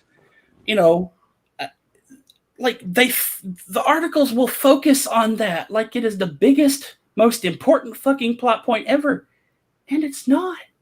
Well, and to be fair, we're even us in the show, we're not immune from that either. Just yesterday, Joe said that he watched the Eternals and he didn't like it, and suddenly everyone was like, "Oh, that's disappointing. I was actually going to go see it." And just based on one person's judgment, they just decided they weren't going to watch it. Now, Joe, if you're watching, nothing against you. Just saying that we should all independently verify things instead of taking it on the word of one person. Right. We're all human beings. We are all built different. We all have different tastes. We all have different likes and different dislikes. And when we all go to the doctor, we all have different issues wrong with us. Why the hell do you think we all have to like or dislike the same thing? This is insane to me. This is kind of why the whole tomato meter thing is so fucking off these days on Rotten Tomatoes. With the, and that's the weird part. Back when Siskel and Ebert were still alive and doing their fucking thing, you could see the cracks between the critic and the audience. They were forming even then, where the critics would say one thing like, "I don't get it. I don't understand what this is about." And you'd have the audience go, "This is the most amazing fucking show I've ever seen." And yeah, no, that crack and that divide has only kind of gotten wider when it comes to our fandoms. Star Trek, Doctor Who, and, you know, like even Star Wars to an extent, which there's a rumor about Star Wars. If we're talking about Disney, Kathleen Kennedy been fired? No. This is actually a good rumor, if it's true. Rumor has it that Disney is actually in talks to try and get Carano back for season 4 of The Mandalorian, according to the rumor. That would be nice. Yes, it would be, especially after all the shit they put her through. Oh, she's gonna get, if they want her back, she's gonna get so much money from them. Oh, no, yeah, no, that would be an issue I would force too. I think, honestly, I think the current the ScarJo lawsuit really gave Disney enough egg on their face to go, we need to start reconsidering where we stand on shit. And I think that might be the catalyst for a whole bunch of stuff happening at Disney that wouldn't have been considered before. Yep. Because Disney had a crack in their armor, and it got poked. So Doctor Who. If Chibnall, if this is the way Chibnall has always written, I've never seen any of any other of Chibnall's work. But if this is Chibnall's best work, like if this is how he operates as a writer, this is what he should have been doing the past 2 seasons. Small, mini stories told in parts. We're assuming he was allowed to do this at all. I mean, he was probably under creative control over, he had to listen to whoever had control and was told to do it a certain way. I can agree with that. But see, at this point, the BBC still, even at this point, where we're getting these episodes were filmed with the BBC under creative control of Doctor Who. That changes after Chibnall is done. Because Chibnall, not only is Chibnall finishing this, he has 3 more specials to film. 3? 3, yes, 3. That's a Christmas special. Well, that's at least 2 Christmas specials. Christmas or New Year specials. And then what? An anniversary special, maybe? But if this is how he's been operating, if this is how he's been operating before Doctor Who, BBC should have had him do this from the beginning, because the writing is consistent. I mean, at least so far in that it's been consistent in 2 episodes. It might go off the fucking rails next week. Who knows? But there has been what feels like a cohesive narrative to what the fuck is going on. I mean, did you watch the first season of Chibnall's run, Ross? I did not. Since they took Doctor Who off of Netflix, I haven't been able to catch up. Right. So basically the first season was Tooth Fairy Guy season. Fairy Guy? Okay, so basically it was a villain who had literally takes the teeth of his victims and attaches them to his face. Yikes. Yeah, that's why a lot of people call him Tooth Fairy Guy. Okay. And Chibnall's thing was, this is not a continuous kind of book-ended storytelling. And it turns out the whole season was just that. Because the whole season was, in part, about the fucking Tooth Fairy Guy. And then he says, in the second season that he makes, that season is going to be what the first season was. This big whole huge storyline thing. And it turns out it was fucking episodic. Monster of the Week kind of episodic. Because you have the Rosa Parks connect to the scheduling or something? I don't know. At this point, I'm ready to move the rule that Moffat lies to Chibnall. Because it's more honest. At least with Moffat, I got something consistent. It wasn't constant lies. And that's what it feels like is coming out of Chibnall. Now with this new season, or the book end of a season, because who the hell knows anymore? They keep breaking seasons in halves and thirds now. I don't know if this is the other half of a season or not, but at least Chibnall had this confinement to work in to say, okay, let's hammer this out and make a fucking story. And it works because stuff is starting to line up, and it's kind of almost like a mini movie for Doctor Who. Yeah, this is actually confirmed season 13. So, yeah. Well, thank you for that. So, yeah, no. If you want to try jumping back into Doctor Who, definitely avoid the first two. Avoid the first season and the second season, and then just watch the flux. It's like what, 6 episodes? It's going to be Something 6 like that. episodes. Just watch the flux because it's like it's told in chapters. So it'll be its own self-contained little book of Doctor Who. Just watch I it. still need to go back and watch the second half of Capaldi's last season. It is You're not really good. Yeah.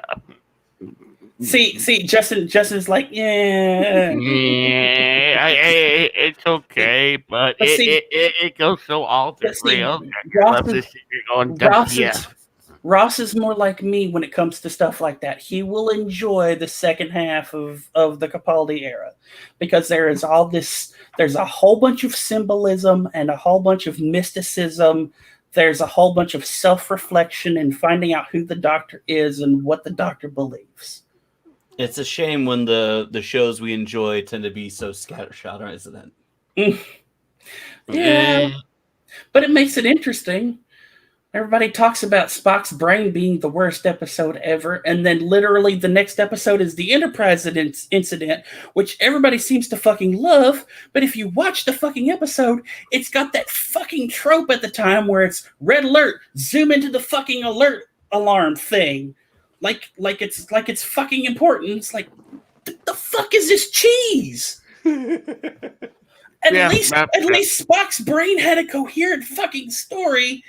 And in Enterprise incident, every time the red alert goes off, I'm staring at like the little spinny light for a fucking police car. Well, wait a minute. How do we go from Doctor Who to Star Trek? This is Sun, remember? Okay, yeah, I stepped out for a second. I come back and I can tell you, Justin. Ross just said, "Isn't it horrible when our fandoms, when our loves, our fan bases are so scattershot in their production?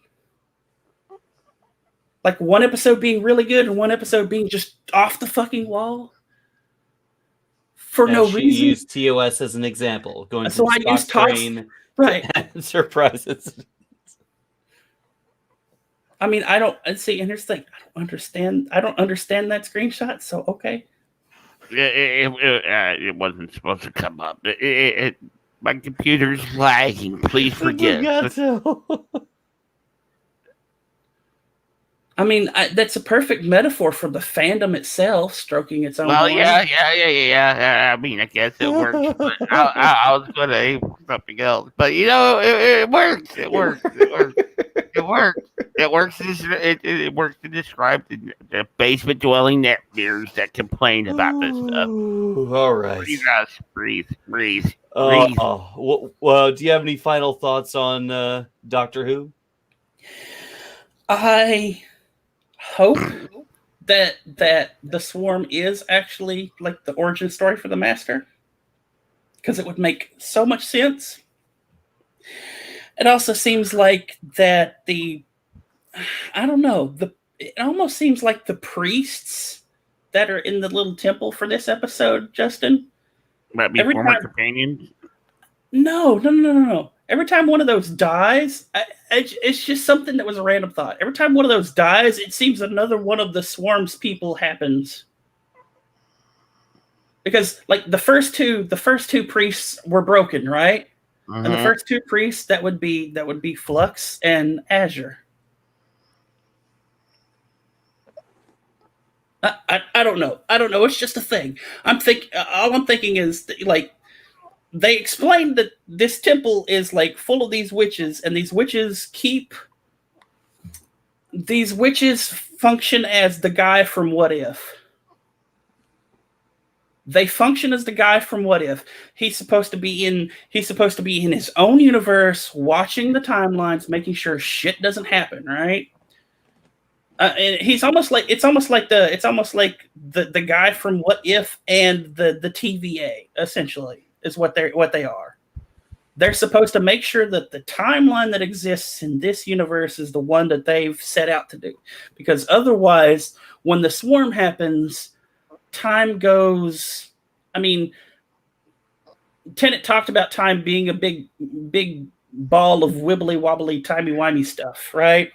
Uh-huh. Now imagine that big ball of wibbly wobbly timey wimey stuff were all rubber bands and that all got snapped in half at one moment. That's what the flux is. It will utterly break time.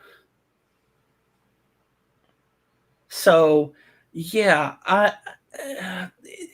it's Doctor Who. It's definitely Doctor Who. And so it's a bit difficult to explain. Alrighty. But I'm enjoying it. Well, So am I. let's move on to a few more topics. We're coming up on 2 hours, so let's run through a few of these. YouTube is looking to disable the dislike button. They already have. They already have.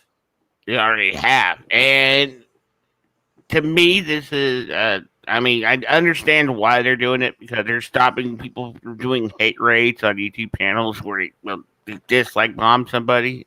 But it seems like it's a lazy way for them to not go after the channel itself that is causing the problem. Because, I mean, these people live stream this shit. It's not like they offside host it. No, they're gonna live stream it and then they sit there and be like, no, let's go with hit this channel with dislikes, or they'll post it somewhere. And I mean, they can stop it if they want to. They just choose not to go the long way around. So I've got several YouTube tabs open right now. They haven't disabled it yet. No, they haven't yet. It's still there. They're supposed to be implementing it in a further update. Okay. I disagree with you entirely, Justin. Although that's the justification that YouTube gave, all of the evidence leans to the contrary. See, YouTube said this was about maintaining smaller creators' mental health and their stability from harassment and all of that good, colorful, flowery language of happy, feel-good, fun time. Okay, cool. I get that. But their own blog talks about how even with the like feature will still kind of be enabled, the like and dislike feature will still be enabled. You publicly just won't be able to see the like-dislike ratio. You won't be able to see the dislike ratio. You'll be able to see the like ratio, but not the dislike ratio. Which, let's be honest, in just about every other social platform, is a farce of a measurement tool. Yeah, pretty much. Because, I mean, anybody can sit there and just hit refresh, or they can log into other accounts and just click. Well, I kind of just made a big point, and you all missed it. The dislike ratio will only be disabled on the public face. Yeah. Yeah, the person who controls the channel and analytics will still show what the dislikes are. And how does that help a creator from harassment if someone still dislike brigades? Well, It's they no won't get longer the satisfaction of seeing how many dislikes that they've made. Yeah. No. That's not what I'm saying. If this is to protect smaller creators from harassment, so look, I'm operating under the assumption, which is a correct one, that a hateful person is going to continue to be a hateful person and is going to dislike brigade whoever the fuck they want to. And that's regardless what of I doing. said, son. That's what I said. Because it seems like it's a stopgap measure whenever the actual problem is. They're not going after the actual problem, which is the people that are launching this. But the problem I'm having is with the flowery language of this will help their mental health. How? They can still go into their analytics and see all the dislikes on their video that they got hate brigaded on. How will that help their mental health? It won't. No, it won't. Which makes me believe that this is a hollow thing from YouTube with a hollow excuse to prop up why they're doing it. Meanwhile, if you go and look at, I don't know, the White House official YouTube channel, every video, even going back to Trump and a few of the Obama ones, are disliked into the fucking dirt. And without a So their dislike, social media platform. and without a visible like and dislike button or dislike counter, guess what? All you can see is the likes. I honestly think that this is more of the we need to protect our corporate investors and advertisers when they make a mistake. Because when Gillette puts out another "Men are terrible people" ad with God. "boys will just be boys" again, No. you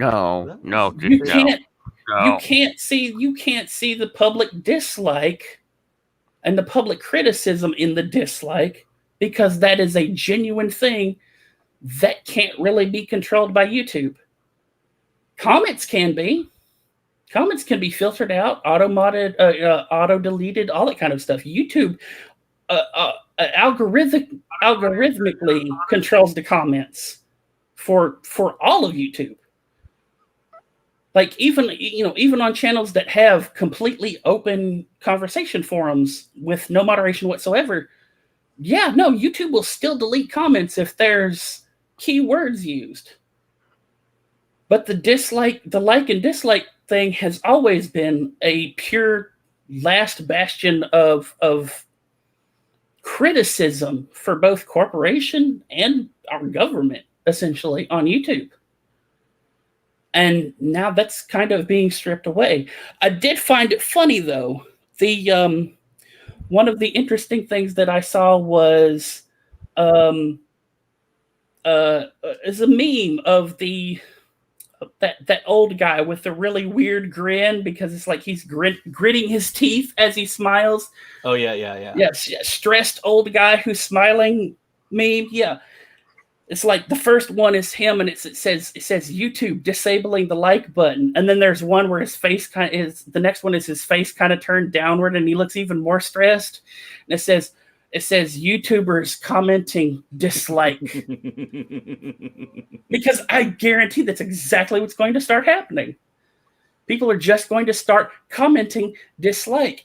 And I almost guarantee the after effect of that is that we're going to have a Twitter style learn to code thing with the word dislike. All right. In other news, something awful, a staple of the early years of the internet. The creator, Richard Lotax Kianka, I think, is sadly passed away at the age of 45. This is from Kotaku. A longtime Something Awful forum administrator, Fragmaster, posted that site founder Richard Lotax Kainaka has died. No details have been released, but it did seem to be quite sudden. I wasn't a very big... I didn't go to Something Awful very often, but it certainly had a major impact on those early years of the internet. Were you guys familiar with Something Awful, go to it a lot, or have some of the things that were posted on that forum shared with you?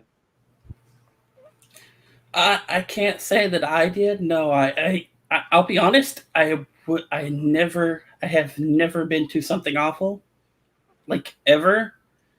But not only did it kind of set the stage for the internet, it really kind of set the stage for a lot of geek culture for YouTube and Newgrounds, all that kind of stuff. Which is still going strong, by the way. Of course. Very strong. I mean, apparently Something Awful has still been going strong. Yeah, that really surprises me. But when Newgrounds has really started getting notary because they still use form of Flash, since Flash is obsolete. They've reverse engineered Flash into something a bit more stable. But please continue, son. Yeah, the biggest thing that I see out of the Something Awful forum is that you have, ever since 2015, ever since the Gamergate incident, even in this new landscape of gamers are dead versus we're literally still here, we're not what you think we are, both refer back to Something Awful as kind of this time of peace between the two sides where they could both agree on crap or have conversations on stuff. And never having been to Something Awful, the most I can say is you guys can still do that. You have to put the effort in to do it in the first place. And if you don't have the effort to do that, that's on you. I like to think that this show is a good example with that when we invited Greg in. And although we have our disagreements and good-natured chiding, we've not only got along with our disagreements, but become good friends. He's one of the biggest supporters on my Twitch channel, in fact. I mean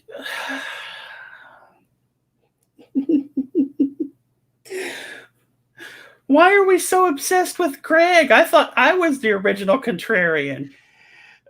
Yes, but I think it was more. Discovery was the big topic. The hatred, the internet hatred of Discovery being popular and circulated through the fandom menace. It led to that kind of polarization where if you say you dislike Discovery, you're in the fandom menaces camp, and if you say you like Discovery, you're in the We Are Starfleet camp, and there's no middle ground in between. That dramatic polarization, to find middle ground, to come together, that's what that focus is. I mean, okay.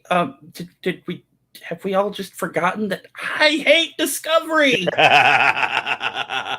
I said that like from the get-go. Discovery was a show that started out with really great, with like it had just about everything going for it, and then it just fell apart. Like all the writing has turned into the Flash in Star Trek. There's some galactic threat every fucking season. The difference is, son, you and I have known each other for a long time, and I know that there's no malice in your disagreement, that you're not trying to say something, that there's no when in those early days when people said they disliked Discovery, there was often a subtext with the dislike in the fandom menace side, and that's what drove people over there. I know that that malice isn't present in you, and that's why we invited Greg in, because he wasn't malicious either. See, and I think to nurture that sense of welcoming, say, hey, you dislike something, that's okay. We welcome that.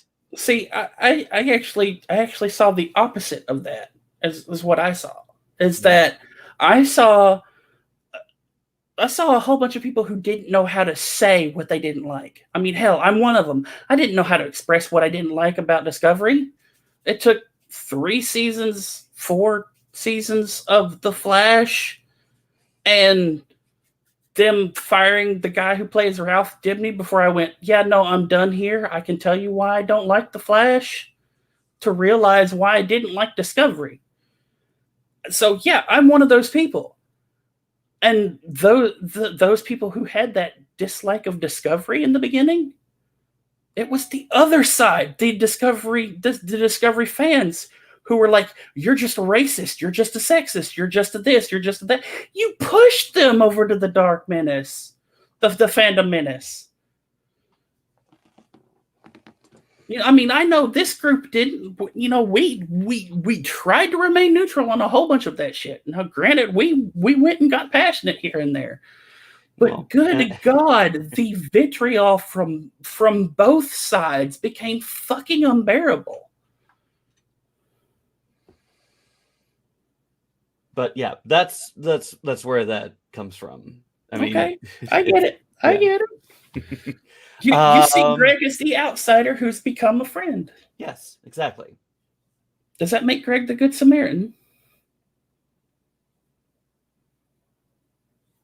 Not quite, but kind of. You have the next topic, son. It's car talk with Sun Seal. So,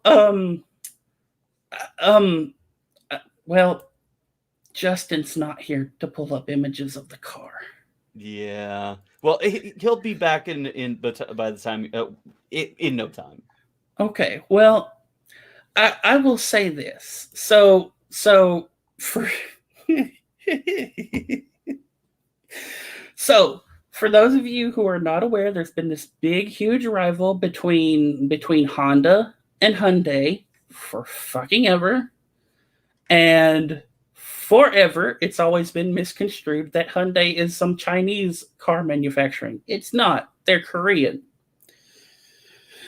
Now, currently, with all the stuff that's been going on in the world with shipping issues, it's been pretty difficult for car manufacturers to display their new car concepts like they used to.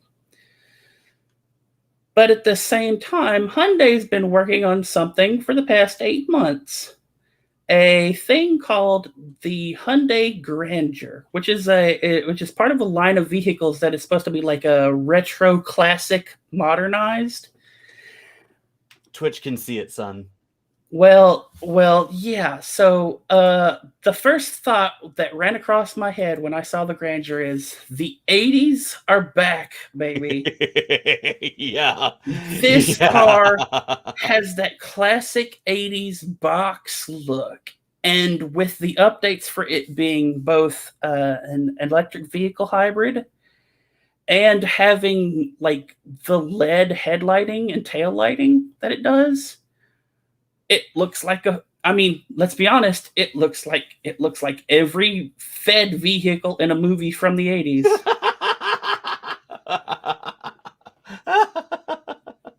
Wow, that's a really small image of the car next to a whole bunch of anime memes. Uh-oh. There we go. There we go. Yeah, no, Hey. this vehicle looks every bit like a government vehicle from the 80s. You know, with the 90s coming back in style, clothing wise, this works. Well, I can live with 80s style. I can live with this. There's something about 80s vehicles and that It looks like a fucking car. Well, it's not just that. It's that not quite box shape. It's that box shape that's trying to be. Okay, let me put it this way. It's less angular than the Tesla truck, but it's still boxy like the Tesla truck. Right? But it's got that it's got DeLorean vibes. Which the DeLorean is a sleek looking car, but it's very box shaped. It's got that rectangular front, that rectangular end, but at the same time, it's got this very sleek look. A lot of 80s cars are like that, and they are beautiful. Chizu says it looks like most of the generic cars in GTA Vice City. Yeah, I mean, that's probably why they did it. But the thing is, they not only did they spend like 8 months building this, they studied a whole bunch of classic cars to make this concept and then wire it completely to be an electric hybrid. Interesting. Which you've got, like I said, instead of like the classic headlight bulbs that we're so fucking used to, they're using LED for headlight. They're using multiple little lights for headlights for a single headlight, essentially. And I mean, it almost kind of feels like it should be a Knight Rider car. Almost. It's Knight Rider's a little sleeker than that. Well, sure, but it feels like they're trying to get there. You know, the interior for the vehicle is gorgeous too. got red, like I think it's red suede seats. But this again, this is the concept car. This isn't what they're manufacturing right yet. Yeah, no, this car is gorgeous, and it's meant to be this kind of this half luxury, half actual vehicle. Like, Oh, you know, see. I wasn't very impressed by the outside, but oh my, that's nice. The interior is very nice. Everybody likes a good looking interior, Ross. Ooh. Brenda says it's a cross between a Ford Fairlane and a Dodge Dart. But yeah, no, this car is beautiful. I have to add it to the list of cars that I'd like to own one day, which also includes the Dodge Viper, the that electric car, if there are any left anywhere, the ones that they smothered and buried in the dirt in the desert. Okay. Yeah, no, like this is a beautiful car. Like absolutely fucking beautiful. I almost half expect to be watching a music video in a couple of months with the French duo Justice and Susan Sarandon, like they did with Fire, because that was an 80s car and that was an amazing video. So yeah, no, I can't stop gushing about that. Look, I know nothing about fucking cars. Like I'm just a temporary host. I'm not Martok. I couldn't tell you shit about cars. Well, this is a gorgeous looking fucking car. Martok would just tell you to yell at it. That's his advice for everything. I would just tell you, just say destroy it, because I mean, it's a car, but But no, I couldn't yell at that car. After looking at the interior, I could not yell at that car. More money than I could ever afford. I just want to lay down on that upholstery and lightly stroke it. They would arrest you from laying down on that upholstery. It's like taking someone home while you're sober from the bar and finding out that everything on the inside of their clothes is everything you wanted, even though you were looking at the outside of their clothes. Does that make sense, Justin?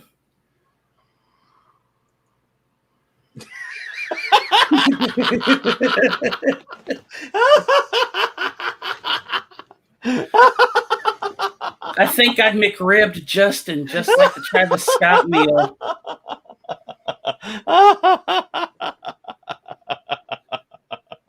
I think you got cheeseburger too. Well, there you go. Hey, if I got cheeseburger, that's a win for me. Cheeseburger is normally dirtier than I am, so there you go. All right, let's move into some of our gaming stuff for the week. Let's take the lead with the latest. If you know anything about Denuvo, you know it's a hot mess. Denuvo is a DRM software set meant to protect games, new releases, from hacking and reverse engineering as an anti-piracy measure that ends up causing more problems than it solves, and is also quite notorious for getting cracked very quickly. More than just cracked quickly, cracked before fucking release of a game. Pretty much. Like case, Battlefield 5 was Battlefield 2042 was cracked before the beta went live.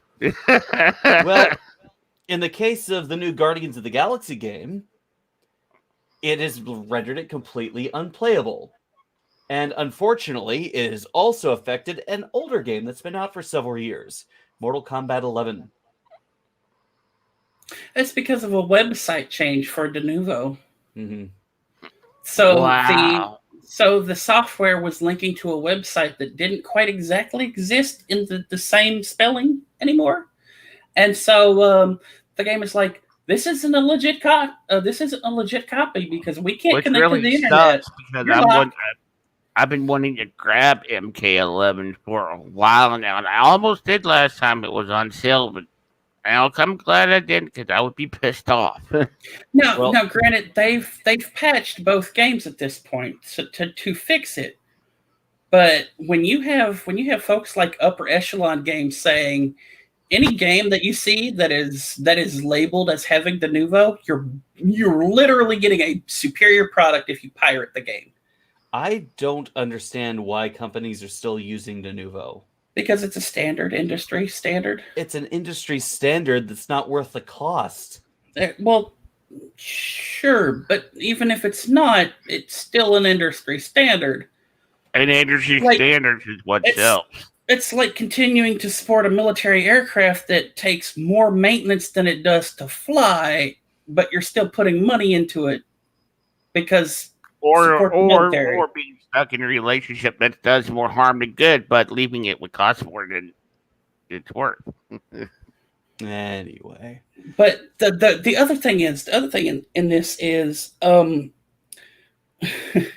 as much as we talk about or have discussed de Nouveau being a DRM for video games, they've also tried to move into the oh good God, what is it? The malware, that kind of stuff. Oh, antivirus? There you go. That's what it is. They've been trying to move into the antivirus space for a while. That's been an even worse shit show. No. Hell no. No. I can see them breaking entire operating systems on. No. I mean, at this point, McAfee would be a better solution than de Nouveau's antivirus solutions. How dare you? Speak those words. McAfee. Never speak McAfee. I'm right. Why are you booing me? If you look into a mirror, Justin, if you look into a mirror, say his name 3 times and spin around, he'll come back from the dead and offer you cocaine. Yeah. I'd much rather have pot, but okay. Charlie Sheen is still alive. Why would I want cocaine from McAfee? Prestige. Well, Charlie Sheen. All right, so that's a nice quick story about de Nouveau. In other light news, the PlayStation 3 is now 15 years old. Never owned one, but I got a great ROM to play. Which means they're finally ending the support for it. Yeah. But that's okay. I haven't used mine in quite a long time. I got it the terabyte version back when it came out so I could play Metal Gear Solid 4. That's why I bought that console. It was awesome. Played a lot of that and Soul Calibur 4. Many a custom character. Very calibrating. Soul Calibur 4 was probably the one reason that I actually wanted to play a fighting game, but for the Nintendo, because Link. Link. I had the Xbox version of that so I could play Spawn. Yeah. You know what though? If they come out with if they do come out with a new like bifurcated kind of Soul Calibur, you know what that means if they have the Microsoft version? What's that? Fallout character. Ooh. Mm-hmm. That would be fun. What would their melee weapon be? The Vault Stun Baton. What's the iconic Fallout melee weapon? The Super Sledge. Ooh, that'd be fun. Or the Power Fist. That too. Oh no, the Shish Kebab. Or Little Boy. Well, that's melee weapon, Justin. But melee. But the nukes are fun. See, here's the thing, though. Because it's Soul Calibur, you can have the plethora of melee weapons. Yeah, everyone gets Fallout-themed weapons. Astaroth gets the Super Sledge. Well, see, that's the thing. in the Soul Calibur for the Nintendo. I don't remember if it was Switch or not, if it was the Wii or the Wii U. The Legend of Zelda weapons were locked to Link, specifically. But they're mods. Sure, but that's jailbreaking a Nintendo. Not if you do use the ROM hack. Okay, well, we're not going to go that far here on the podcast. But yeah, no, I definitely could see a whole bunch of stuff, and just have instead of having like the little, what are they called, like the little quick kicks and punches, the ones that do absolutely no damage, but they're meant to just get a hit in to break blocks and disorient. Yeah, that I could see being like the range weapon for a Fallout character, because it will do practically no damage, and you just pull out the classic 10mm pistol and pop, just pop.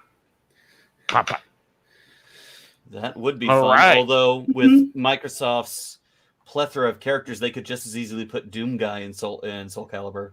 I mean, they can too. They could. Yeah, no. I mean, and he'd fit in perfectly. The fact that Microsoft now owns Bethesda means they could do all of this.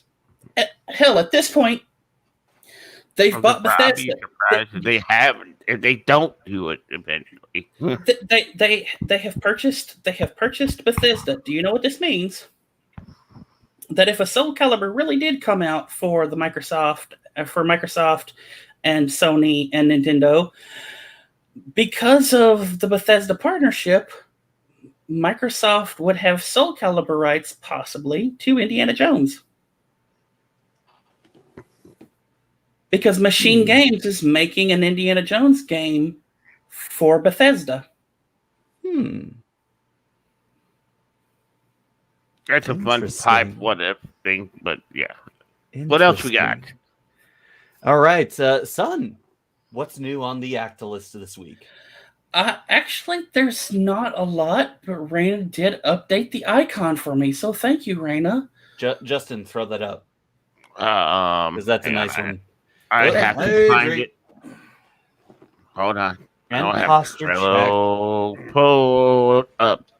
I need a different chair. This one is not good for posture. You need a posture. That's your chair. Or a stool. Now let me double check, because I don't remember seeing anything for Activision this week. I've seen a lot of Ubisoft and Square Enix stuff this week, but not so much Activision. I've seen EA is going on to blockchain. EA is going what? Blockchain. And on the NFT thing. A bunch of companies announced this week that they are looking into integrating the blockchain into their games. Both Ubisoft and EA have talked about trying to explore play-to-earn type game mechanics. Steam came out saying, no, we're not having any of that on our... They've actually removed games that were trying to do that. One of them being the new what was that? Phantom Galaxy Robotech type game that was on Steam. They removed it. That might not end up happening after the infrastructure bill passed, and there was a provision on taxes for cryptocurrency. Any gain of over $10,000 is considered cash, and you owe taxes on that. Where is? Oh, here we go. So, interestingly, like I said, there's been like a bunch of other studio news this past week and better than Activision. But we probably should mention that, because it kind of comes off from the Activision stuff. I didn't really take any notes, but I remember watching a couple of videos. The employees from Ubisoft have taken to basically doing the same thing that Activision did. And watching Activision, quote unquote, cave to the staff and the development at Activision. Yeah, no, the Ubisoft developers thought, hey, you know what? We should get in on that. And I don't begrudge them wanting better working conditions and all that kind of stuff. There it is. Oh, that's beautiful, isn't it? Yeah, that's awesome. That is thanks to our co-host Raina. Lovely Which job. Raina, bless her, has been keeping the Trello up to date. Has really, helped flesh it out after I did the redesign. Of course, it got to incorporate Lane over there. So check out this description. The link is in there. Go over and take a look at the Trello. And if you see Raina about, give her thanks. Mm-hmm. Absolutely. So yeah, Ubisoft has been basically been doing the same thing, except they kind of went a step further. Earlier this week, the Ubisoft devs went so far as to just outright shit on the CEO of Ubisoft when he was giving, after he made a statement of some sort. And it's like, wow, they really feel emboldened after the Activision stuff going on. Because at just about any other time, they would be absolutely fucking terrified to say something like that. And I'm like, you know what? It's even more amazing than that, because Ubisoft are French and they surrender to everything. Oh. But then again, what you know what? I can't say that either, because France has literally been in a state of riot for the past 2 and 3 years. I mean, even before the lockdowns, they were rioting over insane gas prices. They were rioting over changes to retirement rules. It kind of makes me believe there's a reason the French Revolution is this common thing that's constantly talked about in medieval history. It's it almost seems like every couple of years there's some new French Revolution. And watching the stuff that's been going on in France the past couple of years, I'm like, wow, okay, now I kind of understand that. So yeah, Ubisoft has gotten some big cojones. Yeah. with their development team. Then there's Bungie. Did we talk about Bungie last week? You talked a bit about them vaulting more content. Yeah. So basically, the part of what Bungie is doing is they're quote unquote sunsetting content. Literally, it would be like WoW, basically taking an expansion and chopping it off of the story. They kind of did at one point. They do that. I mean, no, that's what they've been doing. But I'm like, holy crap! They brought it back, but at this point, Bungie's like, yeah, no, we're not bringing this back because we need the server space for our new thing, and it's like, then buy more servers. You've got the money. You were literally charging people every fucking turnaround. As I understand it, it is their intent to bring their older stuff back. I haven't seen it yet, and I started the game with them saying they would start reintroducing. I started in the middle of the end of the first round of vaulting, which was getting rid of the start of the game, the free player experience, the original free player experience. So the Red War and all that kind of stuff. And those were gone for me.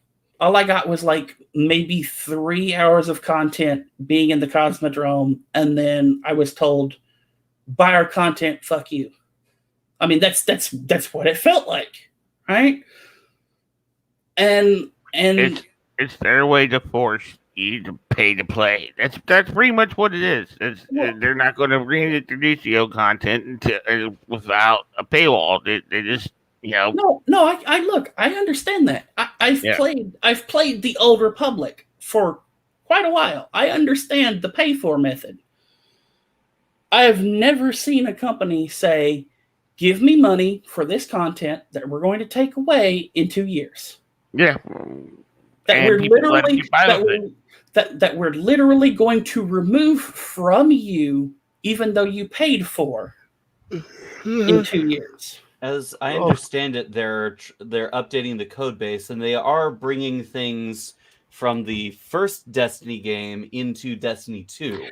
The Cosmodrome is an example of that. That's something that they reintroduced prior to the vaulting of the Red War content. Right.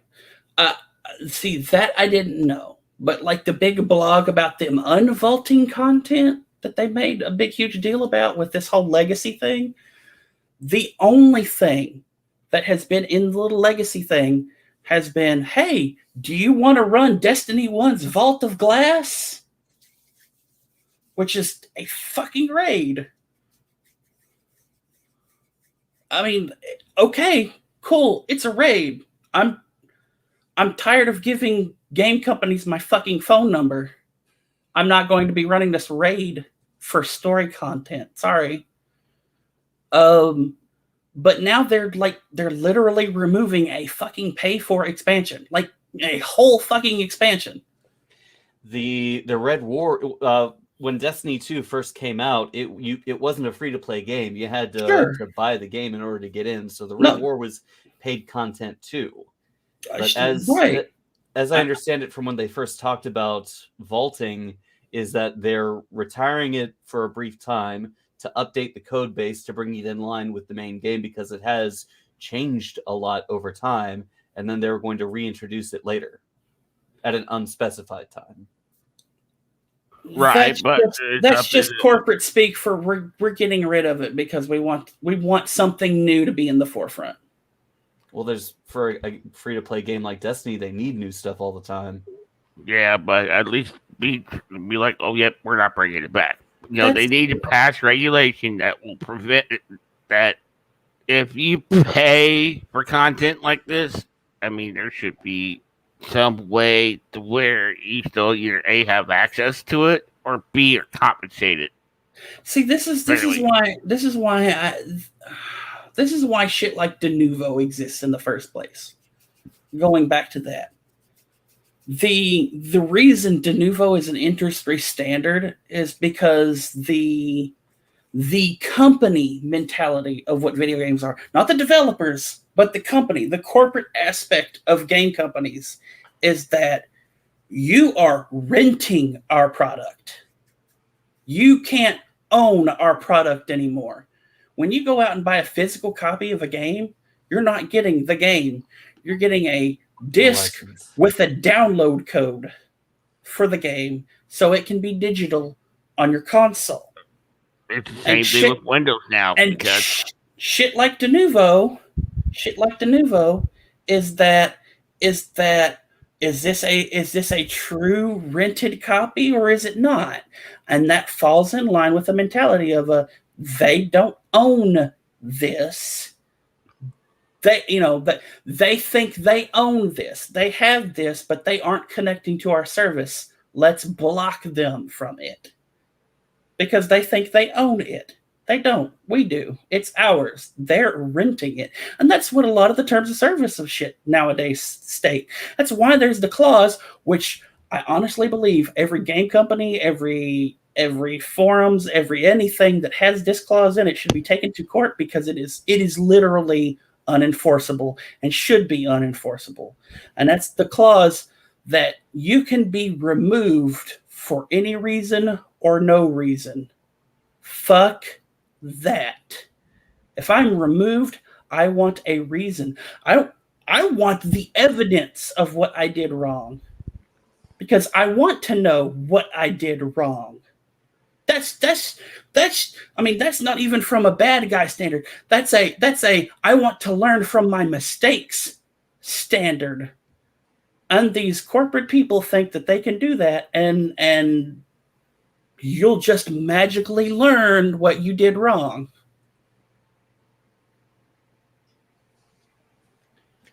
All right. That's pretty much wraps up all of our topics for tonight. Let's round things out with our capstone topic. What are we watching? Justin, let's hear from you. Let's see, what have I been watching this week? Besides our mandatory Prodigy, I've been watching a bunch of Linux how-to videos because I came across Linus Tech Tips is doing a Linux challenge and he is botching it just as you expect him to. But from everything I have seen, Linux has come a long way, and I'm actively looking at switching to it as my daily driver. I might be doing my own challenge. We'll see. Star Citizen has released its latest update. It is now live, getting ready for the free fly week that is coming up. I think next week. It goes for 2 weeks, and you'll be able to test a bunch of ships, have fun. That's what Invictus says. See all the new stuff coming out, which they're adding 4 new ships that are straight from concept next week, I think. I had to double check with Necro on that one. But yeah, it's actually really impressive. I've been enjoying the medical gameplay aspect and, trying to figure things out and go and raid and steal armor off of dead bodies and avoid getting drugged up by my teammates, which is now a thing, Star Citizen. All right. Thank you, Justin. Son, how about you? So, boy, this is going to get not political really quickly. I've kind of been watching the Rittenhouse trial all week, which has been fascinating to watch, and then turn around and watch the news and watch them completely bald-faced fucking lie about what we just watched on basically being broadcast from the courtroom. So, yeah, that's a thing that's going on. John, I tell you a good one to watch on that one. If you watch Ricada, he's actually covering it live. I have been because he's as much as may agree or disagree with him over the Vic coverage of things. I mean, he's doing a really good job with this. So the big thing is it's been being covered by PBS, Court TV, and a couple of other places that have been carrying the trial publicly, and Nick Rekieta, which is of Vic Manania coverage infamy or fame, depending on your viewpoint, has been covering this live every day for like 9 hours because that's generally how long the trial is for the day. And not only has he been covering it, he has had other guests on as well, like Viva Fry and Robert Barnes, which is Viva and Barnes, the Law Channel. He's had Hogue Law on. They've all been basically like we are every Friday. They've been doing in a lawyer capacity every day for this trial.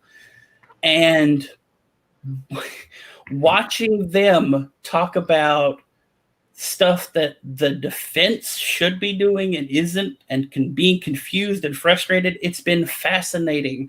Not to mention the judge's outburst the other day. That was hilarious. No, see, outside of the trial, which is its own fucking just weird ass shit show on both sides, watching Nick and Viva and Barnes and Hogue and all of these other people literally start yanking their hair out over the sheer shit that's going on in this case has been fascinating. I've seen Nick act up, like put on the being upset thing. I have never seen him so actually fucking frustrated as he was watching this monitor, like Matt. It's hilarious. Yeah, I mean, we're almost talking about punching a TV and leaving a hole in it, like some people reported about Alex Kurtzman. Or like whenever you kicked the couch the other time and broke your toe. So that so sucked. That's been fascinating to watch. It's been and watching the actual evidence in the case should be a no-brainer for all the people who've been lying about shit the whole fucking time. because they had been lied to. Right? That aside, Lori Loda did a really good video this week, just a couple of days ago, Yeah. about how the Ferengi aren't as laissez-faire capitalist as they are portrayed by the Wikipedia for Memory Alpha. Yeah, they're actually one of the most intelligent. And has evidence to back it up. Mm-hmm. Well, Memory Alpha, yeah. I don't hold Memory Alpha true to anything. And he had another cameo from Tex of the Black Pants Legions, which I'm always happy to say. Yeah, so basically, Lori Loaded says that that the Ferengi are Sun Tzu capitalists, which is kind of apt. Which is really apt, considering their rules of acquisition state. War is good for business, peace is good for business. But yeah, the most interesting supposition of that video for me was that in the early encounters with the Federation, the less intelligence individuals in the Ferengi hierarchy were placed there to put the Federation kind of off kilter in regards to the Ferengi, antagonizing them because they saw the Federation as temperamental and try to lull them into a false sense of security that the Ferengi aren't as big of a threat as they actually are. Yeah, I mean, it. Weirdly enough, I hate that I'm making this comparison. Packlets? He makes the comparison of Packlets. He makes the comparison of Packlets. I actually take his more closing statements on what the Ferengi are to I can't believe I'm making this comparison. So the Ferengi are kind of like this alpha beta quadrant power / section 31 capitalism. Not that they're doing anything to protect the Federation, or if they were, or as the Obsidian Order, Cardassia, or as the Tal Shiar for Romulus. None of that shit. They're just like the capitalists in the background, secretly holding power. Well, look at it this way. The Ferengi, by DS9, at the end of DS9, they were the ones who made first contact with the Dominion. They are the ones who have established gold press latinum as the galactic currency. At least for the alpha and beta quadrants. Every major power in those areas deal in gold press latinum for trade. Even the Federation, who has no currency as we understand it. Right. Not only that, they are the trade brokers, and in some cases, intelligence brokers for the major powers in 3 quadrants. Yeah. You don't get to that level of power without being incredibly savvy, intelligent, and crafty. I think the best example of that I think lore overlooked is Ishka.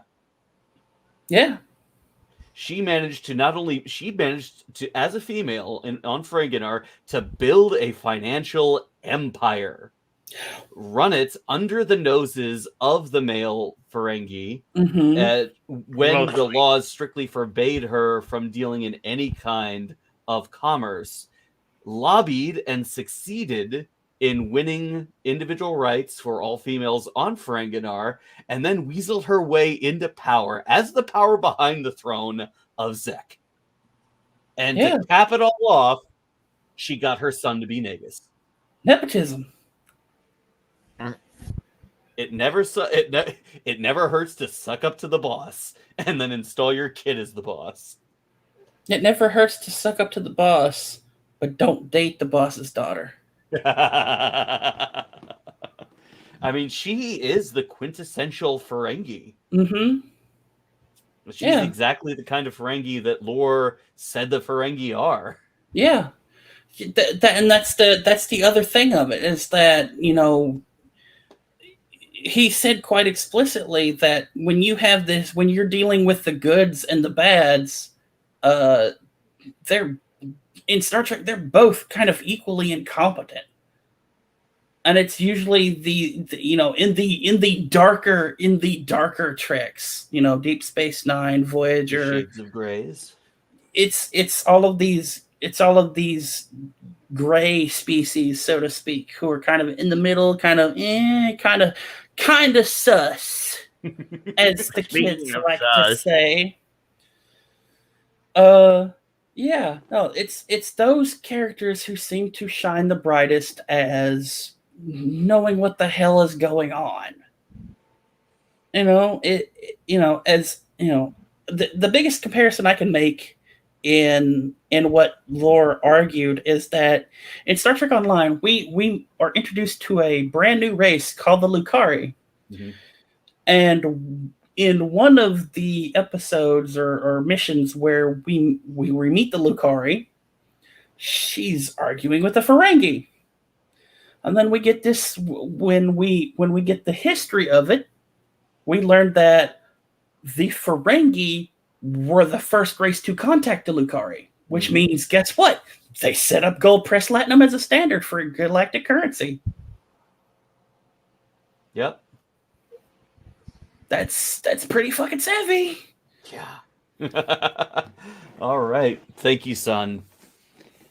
As for me, okay, good. No one's saying it. Justin, no. What? I can't see you, but I know you're gonna try and mention Lucifer. Spite. So the I mean, I wasn't going to do it because Greg wasn't here, but now that you mentioned it, I refuse out of spite. So so here's the thing, Ross. I have to agree with Justin on this. You dug your own fucking grave this week. Yep. I know. You could have chosen not to say a damn thing, but you had to say no one mentioned it yet. There you go. I was going to let it slide. It's great. Greg wasn't here, because he's the one that 99% of the time tells me to bring it up. So what I have been able to watch this week has been mostly my typical YouTube playlist, Lore Reloaded, among other things. Lots of lore. Today I watched a video about a scratch build everyman cabin made out of dead cedar, narrow cedar logs, pallet wrap, and pallets. The guy built this little. You fell down that rabbit hole out in the woods, and it was apparently quite warm. Small portable stove. He built a bed, table out of about $25 worth of equipment and whatever he could scavenge from the woods and the back lots of construction areas. What was the name of the channel? Let me go to. I wonder if it's one I've watched. I watched a few of those because I always find that interesting how they were able to pull all that stuff together. See, you're describing all this stuff, Ross, and the only thing going through my head is, wow, this dude is a human Bosmer. He's not like cutting down trees or anything like that, but he is using like the dead foliage and all that stuff. Modern self-reliance. Yeah, I've seen. Yeah, there's another one that does it. I'll see if I can float you the channel name. But yeah, they go out, they build what is technically called bushcraft, where they'll take whatever they can find on the forest floor and mold it into something livable completely. I've seen a few channels like that, but this is the one that I saw this week. Additionally, I started a new campaign in Phoenix Point. I'll be streaming that tomorrow. Yay! Yay! Yep. And then, of course, for the rest of the week, I've been hobbying and I've been repainting my Necrons. This is an example of a a warrior that was damaged and broken that I got from a guy in Germany via eBay. Got a base extender on it, printed out this rod to replace the really dirty green rod that came with it. Then, of course, making progress on my own warriors from 2006. Really coming along nicely there. And I've been making really good use of my printer. I printed out a custom-built Necron Lord that I primed earlier and is drying right now. In fact, I think it might be ready. Give me just a second. Whoop. What Ross hasn't told you is that he also has a Warhammer dishwasher. And dryer. Oh, no, I mean, he dries it by hand, but he literally had, like, here he comes. Here he comes. He's gonna laugh at this. So, see, look at that. Look at that. Look at that. Beautiful. Come on, focus. There we go. Xenophil primed with black and silver. That'll look really nice once I get the base coat down. So this is a completely custom model too. Very unlike the standard one from Games Workshop, though they share some similarities. So, Ross. Yes. Go ahead and share with the people the fact that you have a Warhammer dishwasher. I'm sorry, what? You have a Warhammer dishwasher. Oh! You're talking about my cleaning gear station. Wait. Justin overdid you with this thing. Say it again. You mean my cleaning and curing station? Yes, you have a dishwasher for your figures. Yes. When a print is here, let's see if I can get the camera. So the red top is my printer. It's a resin printer. It hardens layers of resin with UV LED, and the red dome is the cleaning and curing station. You mean the yellow dome? A vat of isopropyl alcohol right there that goes inside. It spins to clean off the hardened resin, and then I can swap it out, swap modes, and then bathe the prints in UV light to cure it, make it nice and hard and easy to. So it's a washer and almost a dryer. I also used it to wash any grime off of these after I got them reassembled. So basically, you have what amounts to a more expensive and more sophisticated version of what used to be a simple circuit board maker. Yeah. Okay. So basically, you could make printed circuit boards like for a really long while, where you would etch the board by hand. And then bathe it in a solution and then expose it to UV light to bake everything. Ah, okay, yeah. Yeah, that's how this was assembled. Except for the head. I used one of my old bits for that. Yeah. So did you watch the music video that I linked you this week in your Discord server? You know, the one with Fry? We're watching video, but not Lucifer. Oh, I'm kidding. I did not watch that. You really should watch that later. You should watch. And in fact, after we end tonight, you should probably watch that because I really think you might enjoy that. Okay. I could tell you what he did watch this week, though. He watched a trailer. Was it yesterday? Yeah, you came into my stream yesterday and screamed, "You need to watch this now!" Which we did. It was the Cyrodiil 1111 anniversary trailer. The Beyond Skyrim team, a mod team that has been importing aspects from both Morrowind and Oblivion into Skyrim, has finished a massive project that recreates much of Cyrodiil in the Elder Scrolls Skyrim. As long as Microsoft doesn't shut it down. Well, it's 3/4 of the way finished. Most of the landmass is done. Um the landmass is done. The building stuff is done for like the interiors and the exteriors, all that kind of stuff. Right now, what's being done for Cyrodiil is mostly scripting and quest lines. That stuff has to be hammered out. Also, voice acting that needs to be hammered out as well.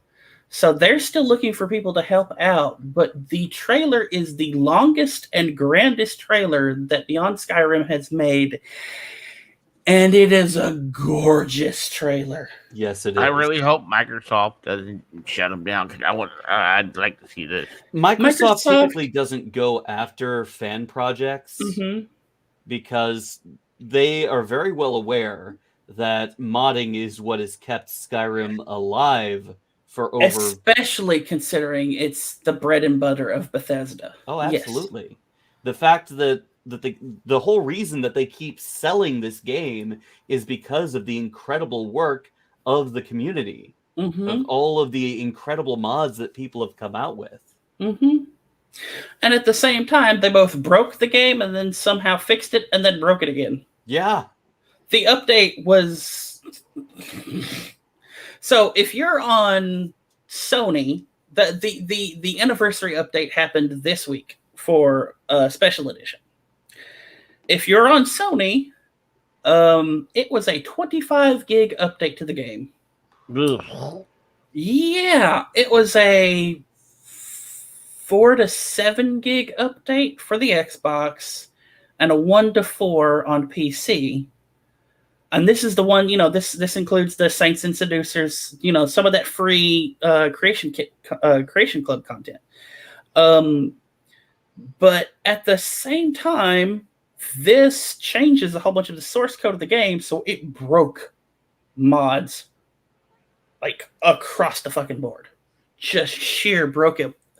Well, apparently Microsoft, not Bethesda, Microsoft reached out to some of the bigger name projects. The dev team behind Project AHO, Beyond Skyrim because of Bruma and other locations.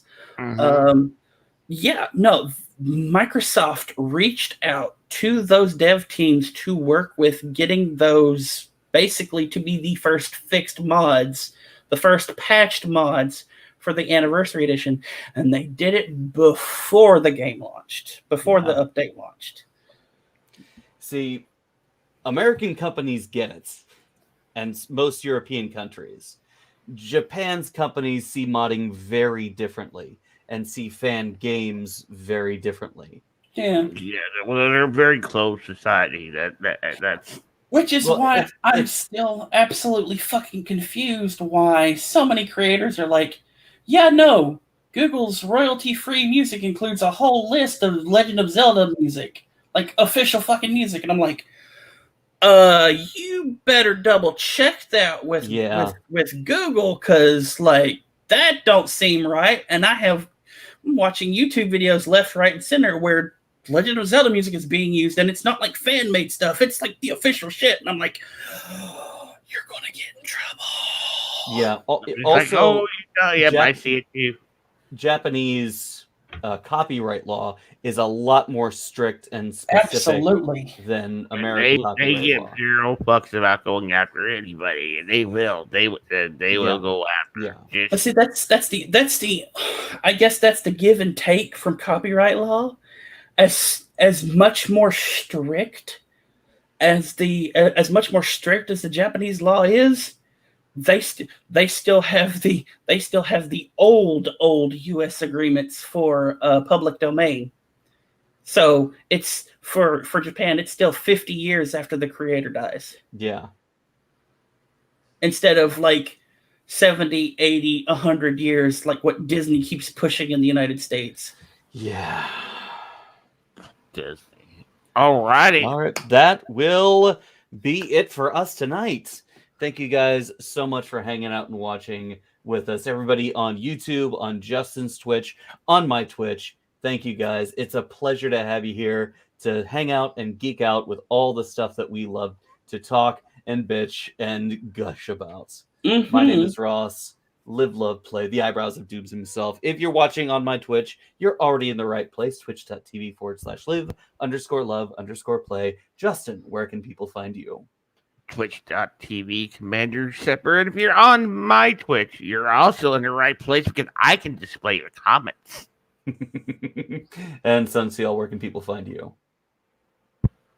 You can find me on Twitch at twitch.tv/Sunseal. I play games Sunday and Tuesday. The times have been iffy. Typically, it's been 2 p.m. Central, but I'm pushing it to 3 p.m. now. Yeah, that's something I need to start doing. Start doing an actual schedule, but you know, I can't have a schedule, but I'm forced to stream late at night. Yeah, it's whenever generally I don't have a screen fire alarm in my ear to be able to stream. It's pretty much whenever I can stream. And be sure to follow our other hosts. You can find Greg at Mongoose Gaming, Raina at Raina Wolf. Am I missing anybody? Travis is floating around the metaverse, and I can't tell you Travis's Twitch, but he does have one. He's just floating around the metaverse in the big Star Trek thing as they like. Mm-hmm. All right. Well, thank you. Hope you have a fantastic weekend. And until next time, remember to live, to love, and to play every day. Son. And remember, sweeties, you are loved and appreciated by just your being you. And Justin. And remember, spay and neuter your plushies. It just doesn't feel like right without Travis here. I know that just doesn't feel right. Where's my... There it is.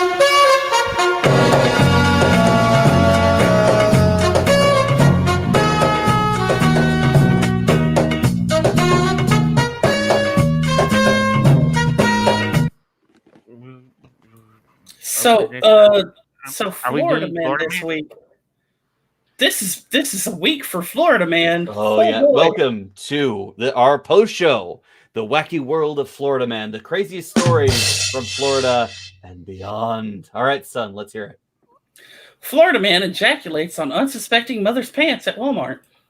Oh my God! Really? You opened with that? Yeah.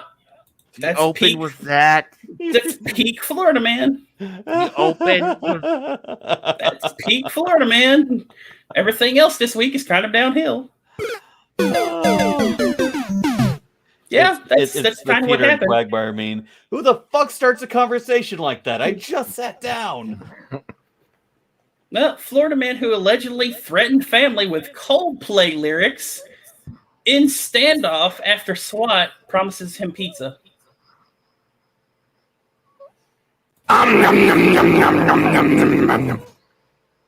think it's more terrifying that he threatened a family with Coldplay lyrics. I mean, Coldplay can be very scary, I guess. I guess? What? Coldplay?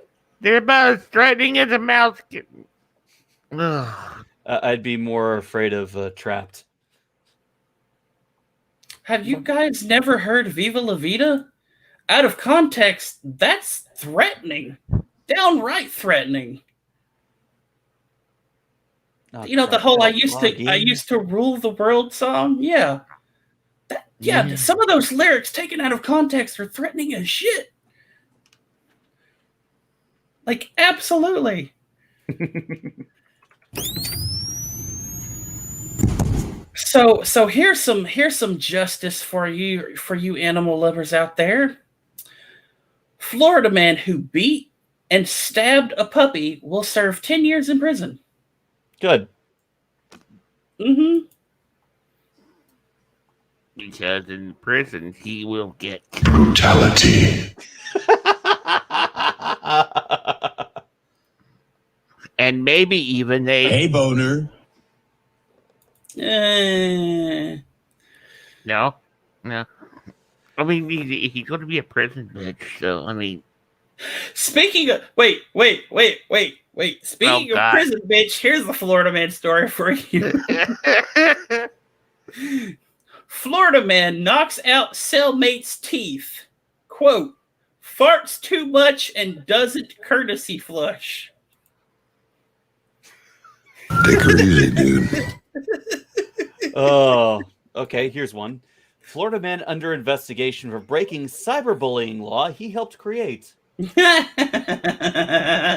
You are a douchebag. That's right. A douchebag. A total douchebag. I think the "you are made of stupid" would have been better for that one. I'm trying to find that one. I don't know what happened to that one.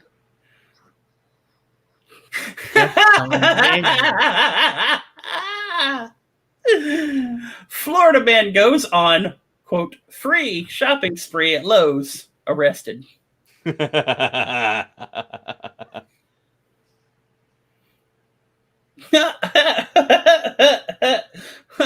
19-year-old Florida woman drank, quote, high noon before rear-ending trooper in Tampa. Wah, wah, wah, wah. Denied. There's the courtesy flush one again. Mm-hmm. I mean, I have to do this because, you know, courtesy flush, it's mandatory. Yep, that is appropriate.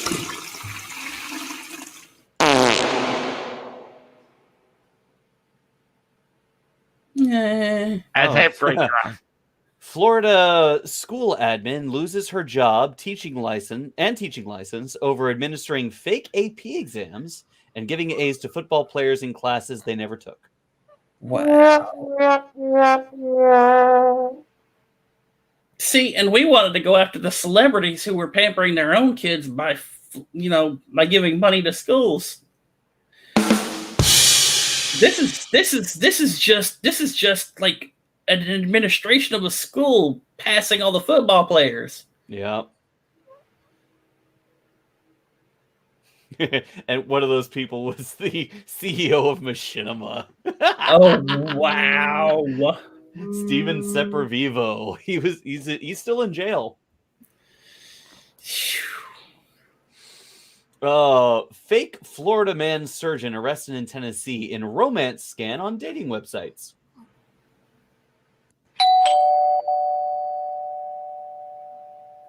Catfish got caught.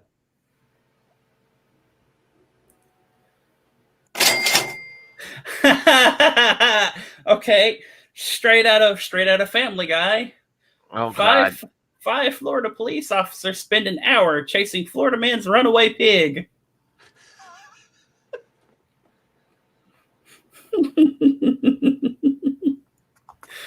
Well, I have our Florida hero story for the week. Oh, let's hear it. Florida man, veteran, returns Snoopy lighter he found in Vietnam jungle 50 years ago. Aww. There we go. That's, yeah.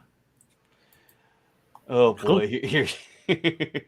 Florida man takes girlfriend's Alfa Romero to a party, loans it out to a woman he's flirting with. She steals it. Dumbass. But she gets caught and arrested. Good. Did she crash it all? Here, I think this is one we should definitely read. Yeah. Did she crash it at all? Let's see. This is from Boca News Now. Get out of the way. Subscribe notice.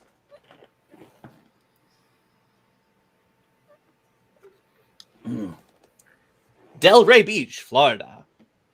We don't know if a Palm Beach County woman is still dating the man who loaned her Alfa Romero to someone police describe as a drug addict. But we do know the alleged car thief is in custody. Cassandra Real of Southeast 2nd Street in Delray Beach is now facing grand theft and drug charges. She remains in Palm Beach County Jail Monday morning after her arrest on Friday.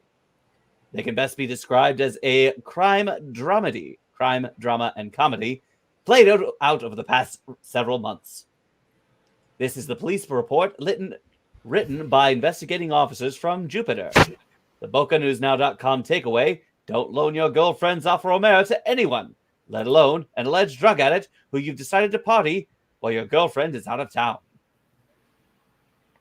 I mean, the moral of the story is don't party while your girlfriend is out of town. You insensitive ass. The other moral of the story is don't party with drug addicts. Quit playing with your dinghy.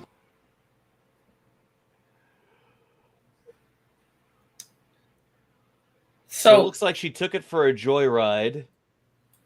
Held it hostage. Said that she'd give it back to him if he gave her $600. That's when he called the police. Mm-hmm. So, here's a... Oh dear, it even gets worse. He contacted her mother to let her to get in touch with his girlfriend about what happened. She advised Cassandra, left her newborn in Indiana, and came to Florida. Oh, wait. Oh, this is the addict. She was in rehab in Florida and had a newborn in Indiana. Well, she's already an honorary Florida woman, huh? Yeah. Wow. Yeah, that's... The vehicle was locked and unoccupied, towed, and later repossessed. Mm-hmm. Makeup and clothing was found inside. Did not belong to the victim. Ooh, wow. Okay, yeah, that's all from that one. Oh boy. So, I honestly don't know how to describe this one, so I'm just going to read the headline because. Oh God. Okay. Florida woman plans to dress as a condominium and encourage others to do so as well to protest a building of a condominium. Florida police say she may be arrested. She's doing it anyway. I mean, I'll be completely honest. The fault here seems to be on the police, period. I mean, like, telling someone they're going to get arrested is nothing. Like, if you're, like, the whole point of protest is a civil disobedience, not a civil unrest, a civil disobedience, which you can be arrested for. It's usually a slap on the wrist charge, and you get released, typically. But it is still protest, and it is still a you know, it's still a demonstration. So I don't understand. Uh-huh. She was doing it. She was doing it for a Halloween. Apparently, she was doing it for a Halloween party. Well, there's the finger gun story again.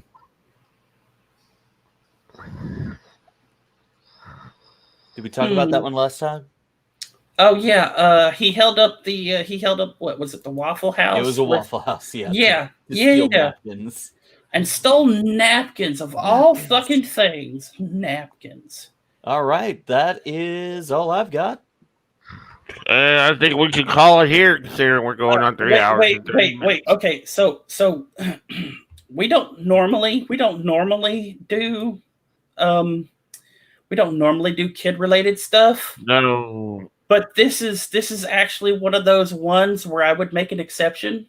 Because of the arrest that has occurred. Okay. Florida woman, teacher of the year, arrested for child abuse for beating a child after using the N-word in the classroom and being confronted about it online. The internet came after this lady, and then she got arrested because she was abusing her classroom. Good. She should go away for a while. That's why I said it. She should. Yeah, this is definitely one where she should be put away. Absolutely. And there's a story we did last week of the Harley Davidson. I think we need to call it here, and we're going on 3 hours, 30 minutes. Only 3 of us, but we still went crazy long. Well, it's because we were actually able to have a conversation between the 3 of us. Yeah, it was nice. All right. Thank you all for hanging out with us for the last time. Chizuru, you've been a rock star for hanging out as long as you have. Thank you. Thank you for being here with us in this intimate setting. Intimate but crazy. Let's see here. Next week we got coming up will be the Discovery premiere.